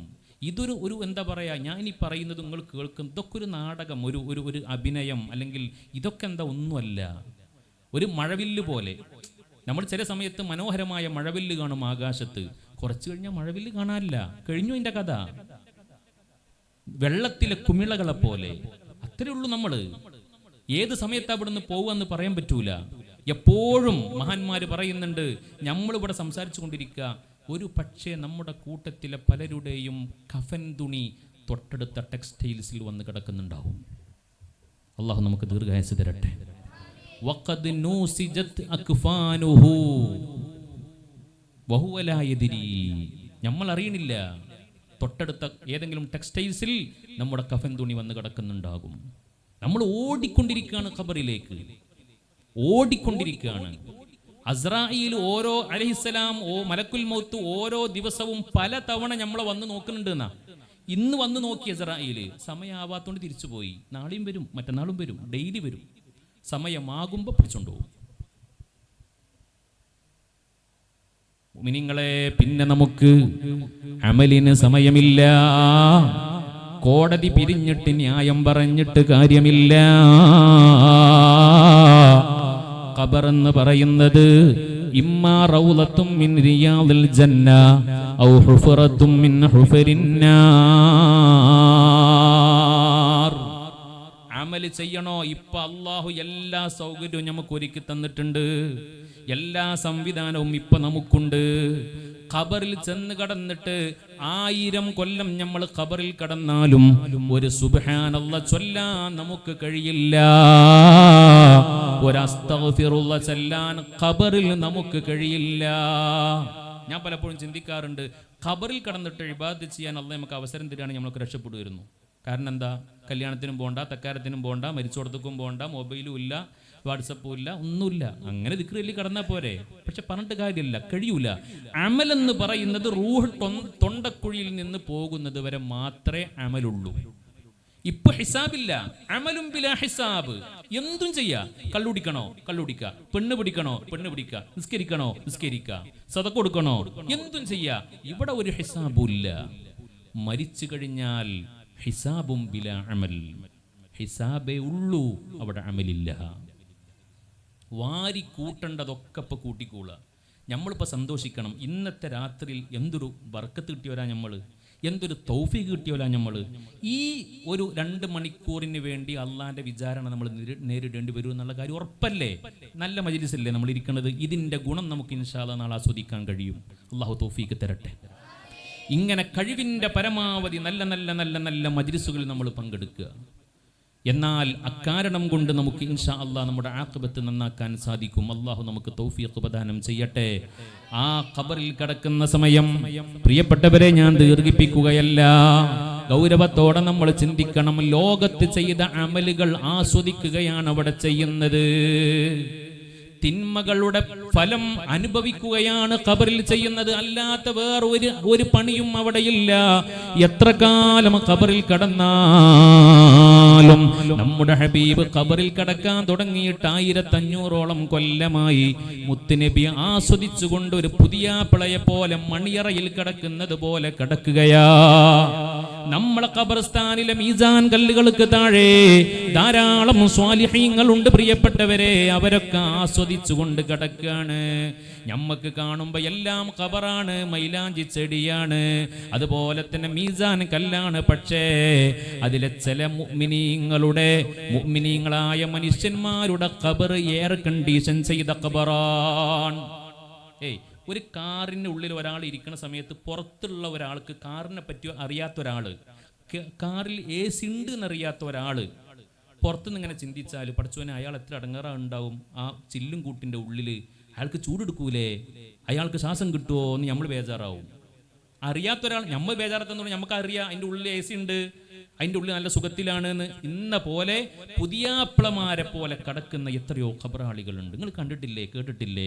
പല പഴയ പള്ളികളും വികസനത്തിന് വേണ്ടിയിട്ട് എന്താ പറയുക കുഴിക്കുന്ന സമയത്ത് എത്രയെത്ര വർഷങ്ങൾക്ക് മുമ്പ് മരണപ്പെട്ടു പോയ എത്രയെത്ര ആളുകളുടെ ജനാസയാണ് കണ്ടത്. ഒരു കഫൻ പുടക്ക് പോലും ഒരു കേടുപാടും സംഭവിക്കാതെ നല്ല സുഗന്ധപൂരിതമായ മയ്യത്തുകൾ വർഷങ്ങൾക്കും മരിച്ചു പോയതാണ്. എന്തേ? ഓലൊക്കെ ദുനിയാവിൽ അധ്വാനിച്ചിട്ടുണ്ട്.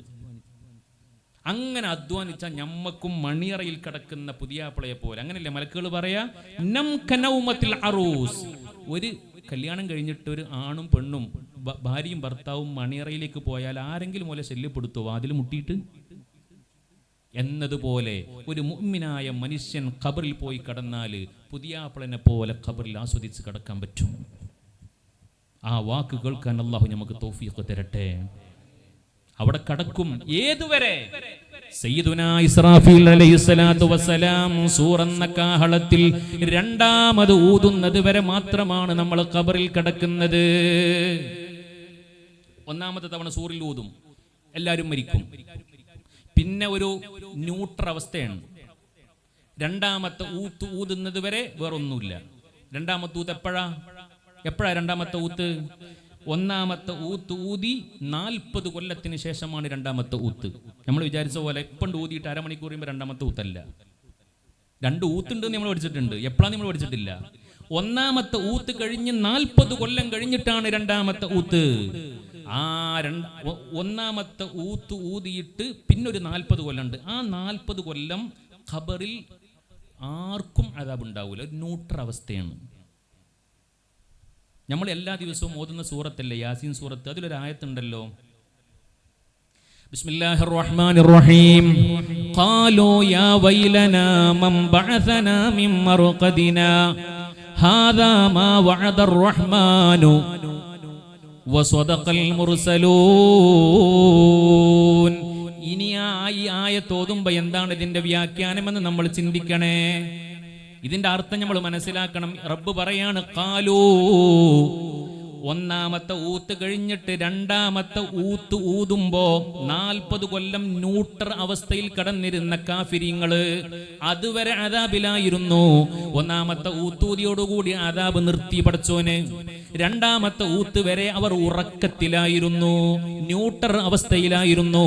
രണ്ടാമത്തെ ഊത്തുണ്ട് ഊതുന്ന എന്തിനു വേണ്ടിയിട്ടാണ്? ഖബറിൽ നിന്ന് പുറത്തു വരാൻ വേണ്ടിയിട്ടല്ലേ? അപ്പൊ കാഫിരീങ്ങൾ ചോദിക്കുന്ന ചോദ്യമാണ്, യാ വൈലനാ മൻ ബഅസനാ മിൻ മർഖദിനാ. സുഖമായി ഉറങ്ങായിരുന്നല്ലോ ഞങ്ങള്, ആരാ ഞങ്ങള് ഉണർത്തിയത്? നാശമേ നാശമേ, യാ വൈലനാ, ഞങ്ങളുടെ നാശമേ. മൻ ബഅസനാ മിൻ മർഖദിനാ, ഞങ്ങളെ ഉറക്ക സ്ഥലത്തിൽ നിന്ന് ആരാ ഞങ്ങളെ എഴുന്നേൽപ്പിച്ചത്? ആരാത് പറയാ? കാഫിരീങ്ങൾ. എന്നിട്ട് തൊട്ടപ്പുറത്ത് അല്ലാഹ് പറയാണ്, ഇവിടെ ഓതുമ്പോൾ നിങ്ങൾ ശ്രദ്ധിക്കണം കേട്ടോ. ഖാലൂ യാ വൈലനാ മൻ ബഅസനാ മിൻ മർഖദിനാ എന്ന് പറഞ്ഞിട്ട് അവിടെ ഒരു സെക്ട് ഉണ്ട്. അവിടെ ഒന്നിച്ച് ഓതാൻ പാടില്ല. ഖാലൂ യാ വൈലനാ മൻ ബഅസനാ മിൻ മർഖദിനാ. കാഫിരീങ്ങളെ മറുപടി ചോദ്യം അവിടെ കഴിഞ്ഞു. ഇനി പറയാൻ പോണത് ഹാദാ മാ വഅദർ റഹ്മാനു വസദഖൽ മുർസലൂൻ. ഇത് രണ്ടും 2 വിഭാഗത്തിന്റെ വർത്തമാനമാണ്. ഒന്നാമത്തെ വിഭാഗത്തിന്റെ വർത്താനം ഖാലൂ യാ വൈലനാ മൻ ബഅസനാ മിൻ മർഖദിനാ. മുഅ്മിനീങ്ങൾ ഇത് കേൾക്കുമ്പോ, സൂറന്ന കാഹളത്തിൽ ഊത്ത് കേൾക്കുമ്പോ മുഅ്മിനീങ്ങൾ പറയും ഹാദാ മാ വഅദർ റഹ്മാൻ. ഇത് ഞങ്ങൾക്ക് പുത്തിരിയല്ല, ഇത് ഞങ്ങൾ മദ്രസന്ന് ചെറുപ്പത്തിൽ പഠിച്ചിട്ടുണ്ട്, ഉസ്താദുമാരുടെ വഅദിൽ കേട്ടിട്ടുണ്ട്, കിതാബിൽ ഞങ്ങൾ ഓതിയിട്ടുണ്ട്. ഇങ്ങനെ ഒരു ഊത്ത് വരാനുണ്ട്. ഇനി ഞങ്ങൾക്ക് മഹ്ശറിലേക്കാണ് പോവേണ്ടത്. ഇത് റബ്ബ് വാഗ്ദാനം ചെയ്തതാണ്. ഹാദാ മാ വഅദർ റഹ്മാൻ വസദഖൽ മുർസലൂൻ. ലോകത്ത് കഴിഞ്ഞു പോയ 1,24,000 അമ്പിയാക്കളും ഇത് ഉണ്ട് എന്ന് ഞങ്ങളോട് പറഞ്ഞിട്ടുണ്ട് എന്ന് മുഅ്മിനീങ്ങൾ പറയും. അപ്പൊ 2 വിഭാഗത്തിന്റെ വർത്താനം അത് കൂട്ടാൻ പറ്റൂല. അപ്പൊ എങ്ങനെ ഓതുന്ന ഓതിയേ? ഖാലൂ യാ വൈലനാ മൻ ബഅസനാ മിൻ മർഖദിനാ ഹാദാ മാ. ചെറിയൊരു സ്റ്റോപ്പ്, ശ്വാസം വിടും വേണ്ട. ഖാലൂ യാ വൈലനാ മൻ ബഅസനാ മിൻ മർഖദിനാ ഹാദാ മാ വഅദർ റഹ്മാനു വസദഖൽ മുർസലൂൻ. ഈ രണ്ടാമത്തെ ഊതുമ്പോ പാറ്റ പൊടിയും പോലെ പൊടിയും. പിന്നെ മഹ്ശറിലേക്കാണ്. മഹ്ശറിന്റെ ദൈർഘ്യം എന്ന് പറയുന്നത് 50,000 കൊല്ലമാണ്. എന്താ പണി? ഒരു പണിയില്ല, മേപ്പോട്ട് നോക്കി നിൽക്കുക, ഒരു പണിയില്ല. ഞാൻ ഒറ്റ വർത്താനങ്ങളോട് പറയട്ടെ. എന്തിനാണ് മഹ്ശർ? 2 കാര്യത്തിനാണ്. വിശദമായിട്ട് പറയേണ്ടതാണ്, ഷോർട്ടാക്കി പറയാം. 2 കാര്യത്തിനാണ് മഹ്ശർ. ഒന്ന്, അള്ളാഹു നീതിമാനാണ് എന്ന് ജനങ്ങളെ ബോധ്യപ്പെടുത്താൻ. യഥാർത്ഥത്തിൽ ഒരാൾ മരിക്കുന്നതോടുകൂടി റബ്ബിനറിയില്ലേ ഇയാൾ സ്വർഗ്ഗക്കാരനാണോ നരകക്കാരനാണോ? നേരെ മരണത്തോടുകൂടി നരകക്കാരൻ നരകത്തിലേക്കാണ് പറഞ്ഞേക്കുക, സ്വർഗ്ഗക്കാരൻ സ്വർഗത്തിലേക്കാണ് പറഞ്ഞയച്ചാൽ പിന്നെന്തിനാ മഹ്ശർ? പക്ഷേ അവിടെ അള്ളാഹു ബോധ്യപ്പെടുത്തൽ വരുന്നില്ലല്ലോ ഓരോരുത്തരോട്. അതിന് ജനങ്ങളെ മുമ്പിൽ വെച്ച് അള്ളാഹുവിൻ്റെ 99 ഇസ്മുകളിലെ ഒരു ഇസ്മ് അദിൽ എന്നാണ്. എന്താണ് അദിൽ? അദിൽ എന്ന് പറഞ്ഞാൽ എന്താ? നീതിമാൻ എന്നല്ല, നീതി, ജസ്റ്റിസ്. ആദിലല്ല, അദിലാണ്. അള്ളാഹു നീതിയുടെ നിറകുടമാണ് എന്ന് ജനങ്ങളെ ബോധ്യപ്പെടുത്താൻ ഫമൻ യഅമൽ മിസ്ഖാല ദർറത്തിൻ ഖൈറൻ യറ, ഒരു അണുമണി തൂക്കം നന്മ ചെയ്താൽ അതവിടെ കാണും. ഈ മജ്ലിസ് നമുക്ക് ലൈവായിട്ട് അവിടെ കാണാം. അല്ലാഹു തൗഫീഖ് തരട്ടെ. വമൻ യഅമൽ മിസ്ഖാല ദർറത്തിൻ ശർറൻ യറ, ഒരു അണുമണി തൂക്കം തിന്മ ചെയ്താൽ അതും അവൻ അവിടെ കാണും. വിശുദ്ധ ഖുർആൻ. എന്നിട്ട് ജനങ്ങളെ ഞാൻ വെറുതെ അല്ല ഞങ്ങൾക്ക് സ്വർഗം തരുന്നത്, അതൊക്കെ നിങ്ങൾ ചെയ്തിട്ടുണ്ട്, ഇതിന്റെ കാരണം കൊണ്ടാണ് സ്വർഗം തരുന്നതെന്ന് സ്വർഗ്ഗക്കാരെ ബോധ്യപ്പെടുത്തും. ഞാൻ വെറുതെ നിങ്ങളെ നരകത്തിലേക്ക് പറഞ്ഞേക്കല്ല, നിങ്ങൾ ഇന്ന പണികളൊക്കെ ചെയ്തിട്ടുണ്ട്, ഞാൻ ചെയ്യരുതെന്ന് പറഞ്ഞ പണികൾ ചെയ്തിട്ടുണ്ട്, അതുകൊണ്ടാണ് നിങ്ങൾ നരകത്തിലേക്ക് പറഞ്ഞേക്കുന്നത്. ഒന്ന്, മഹ്ശറിന്റെ ഒരു കാരണം അള്ളാഹുവിൻ്റെ നീതി പ്രകടമാക്കാനാണ്. രണ്ടാമത്തെ കാരണം അത് കേട്ടാൽ നമ്മൾ അത്ഭുതപ്പെട്ടു പോകും. 50,000 കൊല്ലത്തെ മഹ്ശറിന്റെ രണ്ടാമത്തെ കാരണം മുത്തുനബി മുഹമ്മദുർ റസൂലുള്ളാഹി സ്വല്ലല്ലാഹു അലൈഹി വസല്ലമ തങ്ങളുടെ വലിപ്പത്തരം ലോകത്തിന് മനസ്സിലാക്കി കൊടുക്കാനാണ്. എന്ന് പറഞ്ഞാല് അള്ളാന്റെ റസൂൽ ജീവിച്ചിരിക്കുന്ന കാലത്ത് തൊട്ടടുത്ത് അബൂജഹലുണ്ട്, ഒരു ചുമരിന്റെ അപ്പുറത്താ അല്ലേ. അന്ന് റസൂലുള്ളാഹി സ്വല്ലല്ലാഹു അലൈഹി വസല്ലമ തങ്ങളെ ഓർക്ക് വേണ്ടേയിരുന്നു, ഉപദ്രവിച്ചു, കഷ്ടപ്പെടുത്തി, വധശ്രമങ്ങൾ നടത്തി, ബുദ്ധിമുട്ടിച്ചു, പട്ടിണിക്കിട്ടു, ഉപരോധം ഏർപ്പെടുത്തി, എന്തെല്ലാം ത്യാഗങ്ങളും ദുഃഖങ്ങളും ദുരിതങ്ങളും ഞാൻ വിശദീകരിക്കണില്ല. ആ മുത്തുനബി ചില്ലറക്കാരനല്ല എന്ന് നാളെ മഹ്ശറിൽ ബോധ്യപ്പെടുത്തി കൊടുക്കാനാണ് മഹ്ശർ. കാരണം എന്താണെന്നറിയോ, അവിടെ എല്ലാം അവസാനിക്കും. ഓരോരുത്തരത്ത് മനുഷ്യന്മാരോടും ആദം നബിയുടെ അടുത്ത് പോകും, ഇബ്രാഹിം നബിയുടെ അടുത്ത് പോകും, മൂസ നബിൻ്റെ അടുത്ത് പോകും. ഓലൊക്കെ ഒഴിഞ്ഞു മാറും. എല്ലാവരും പറയും ഇതാ മുഹമ്മദ് മുസ്തഫദാ ചെന്ന് പറയും. എല്ലാവരും വന്നിട്ട് സയ്യിദുനാ മുഹമ്മദുർ റസൂലുള്ളാഹി തങ്ങളോട് സങ്കടം പറയും. അള്ളാന്റെ ഹബീബിനോട് സങ്കടം പറയും. അള്ളാന്റെ ഹബീബിനെ സ്നേഹമല്ലേ അറിയൂ. ആ കൂട്ടത്തിൽ സാക്ഷാൽ അബൂജഹൽ ഉണ്ടാകും, അബൂലഹബ് ഉണ്ടാകും, ഉത്ബത്ത് ഉണ്ടാകും, ശൈബത്ത് ഉണ്ടാകും, വലീദ് ഉണ്ടാകും.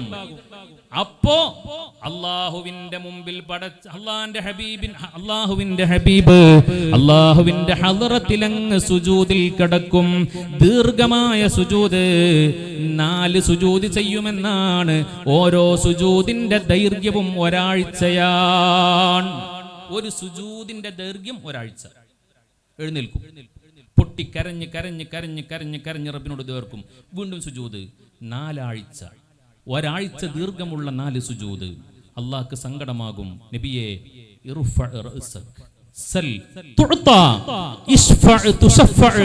എന്ന പ്രഖ്യാപനം ഉണ്ടാകും. യാ റസൂലല്ലാഹ്, അല്ലാഹുവിന്റെ ഹബീബേ, എൻ്റെ മുഹമ്മദ് നബിയേ, എന്തിനാ നിങ്ങൾ ഇങ്ങനെ കഷ്ടപ്പെടുന്നത്? എന്തിനാ കണ്ണീരൊലിപ്പിക്കുന്നത്? ഒന്ന് തല ഉയർത്തൂ നബിയേ. എന്താ ചോദിച്ചോളൂ, തൊഴുത്താ നിങ്ങൾക്ക് തരാമല്ലോ. ഇശ്ഫഅ റെക്കമെൻഡ് ചെയ്തോളൂ, തുശഫഅ റെക്കമെൻഡ് സ്വീകരിക്കാമല്ലോ. സ്വീകരിക്കുന്ന റസൂലുള്ളാഹിക്ക് ഉറപ്പാ. കാരണം ദുനിയാവെന്ന് വാക്കുകൊടുത്തിട്ടുണ്ട്. വല സൗഫ യുഅ്തീക റബ്ബുക ഫതർളാ. നിങ്ങൾക്ക് ഇഷ്ടമുള്ളത് നിങ്ങൾ ചോദിച്ചോളി, അവിടുന്ന് ഞാൻ തരാമെന്ന് റബ്ബ് ദുനിയാവെന്ന് വാക്കുകൊടുത്തിട്ടുണ്ട്. റസൂലുള്ളാഹി കരഞ്ഞ് കരഞ്ഞ് ശഫാഅത്തിന് വേണ്ടി അങ്ങ് സുജൂദിൽ കടന്ന് പൊട്ടിക്കരഞ്ഞ് റബ്ബിനോട് അങ്ങ് ദ്വേർക്കുമ്പോ അള്ളാഹുവിന്റെ റസൂല് പറയും, നിന്റെ ഉമ്മത്തിങ്ങൾ ആരും നരകത്ത് കടക്കാൻ പാടില്ല. അതാണ് നമ്മുടെ പ്രതീക്ഷ, അതാണ് നമ്മുടെ പ്രതീക്ഷ. ശഫാഅത ഹബ്ലനാ ഫിൽ ഖിയാമത്തി മുഷ്ഫീഖാ വഹ്ലനാ ഇൻ ളഅയാ സയ്യിദി ഖൈറൻ നബി ചൊല്ലി അസ്സലാത്തു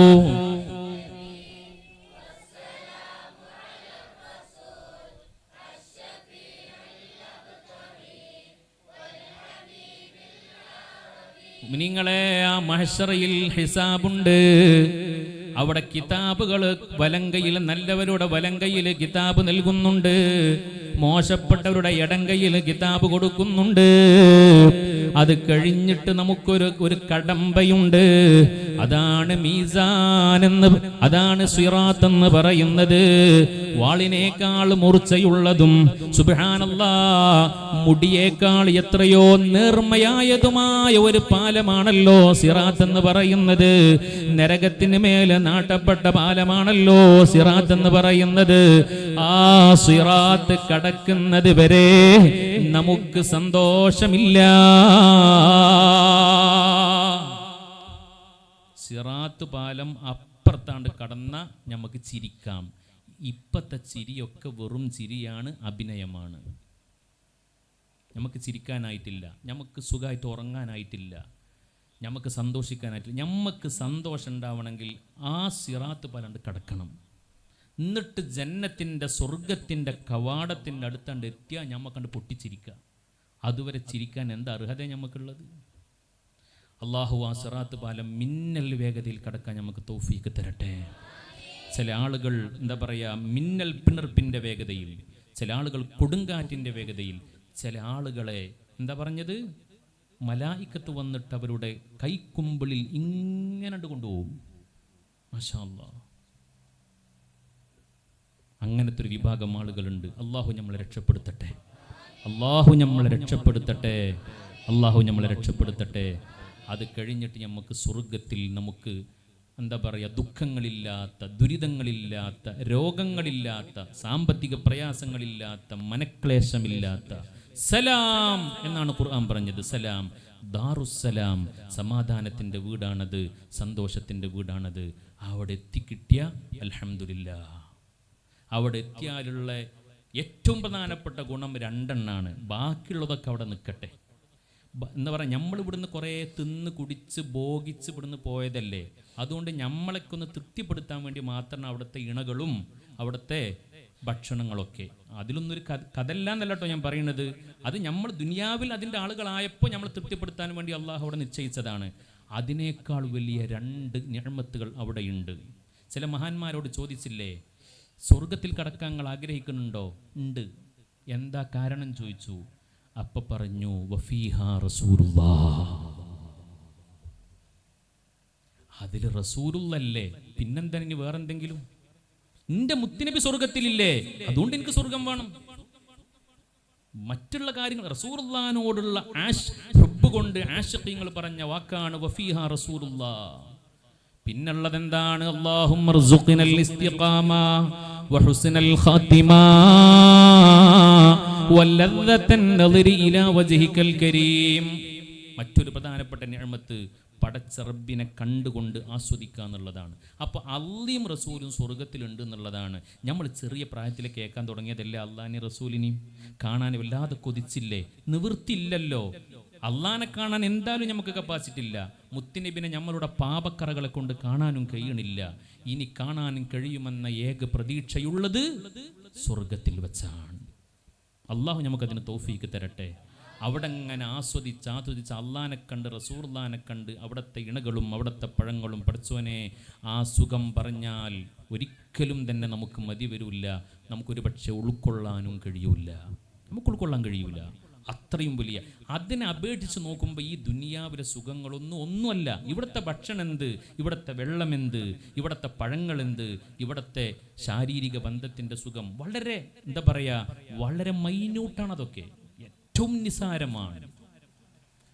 ഒറിജിനാലിറ്റി മുഴുവൻ കിടക്കുന്നത് സ്വർഗത്തിലാണ്. ഇവിടെ ഉള്ളത് മുഴുവനും ഡൂപ്പാണ്. അതുകൊണ്ടാണ് മഹാന്മാര് കള്ളു കുടിക്കാത്തത്.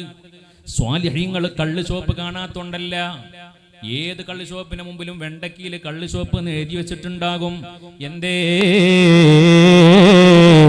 അവർക്ക് യഥാർത്ഥ ഒറിജിനൽ കള്ള് പടച്ചോന് സ്വർഗത്തിൽ തയ്യാറാക്കിയിട്ടുണ്ട്. അത് കുടിക്കാനുള്ള ആഗ്രഹം കൊണ്ട് കൺട്രോൾ ചെയ്യുകയാ. എന്താ ഇവിടുന്ന് പെണ്ണ് പിടിക്കാത്തത് മുഅ്മിനീങ്ങൾ? അവിടെ സ്വാലിഹീങ്ങളായ ലം യത്മിസുഹുന്ന ഇൻസുൻ ഖബലഹും വലാ ജാൻ, ഒരു മനുഷ്യനോ ഒരു ജിന്നോ സ്പർശിക്കുക പോലും ചെയ്തിട്ടില്ലാത്ത തരുണീമണികളായ ഹൂറുൽ ഈൻ അവിടെ സ്വർഗത്തിലുണ്ട്. അത് കണ്ടിട്ടാ ഇവിടുന്ന് വ്യഭിചരിക്കാത്തത്, അത് കണ്ടിട്ടാ ഇവിടുന്ന് ഒളിച്ചോടാത്തത്, അത് കണ്ടിട്ടാ ഇവിടുന്ന് അവിഹിതമായ ബന്ധങ്ങളിൽ ഏർപ്പെടാത്തത്.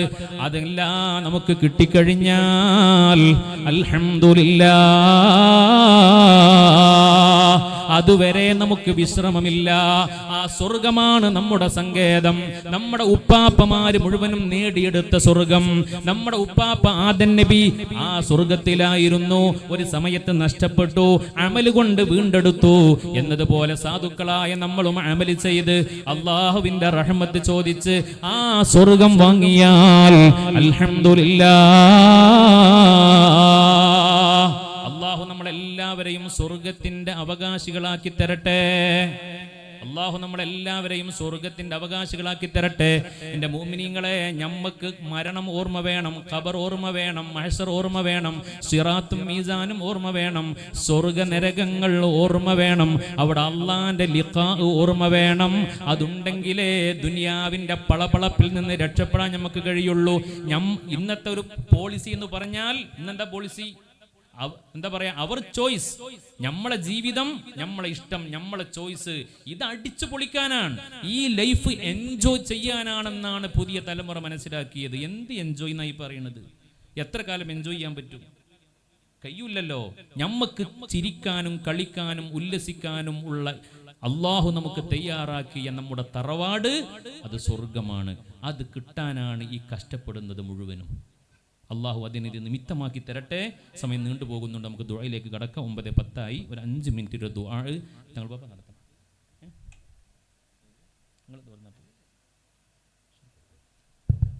നമ്മൾ ദുആ ചെയ്യല്ലേ ഇൻഷാ അല്ലാഹ്.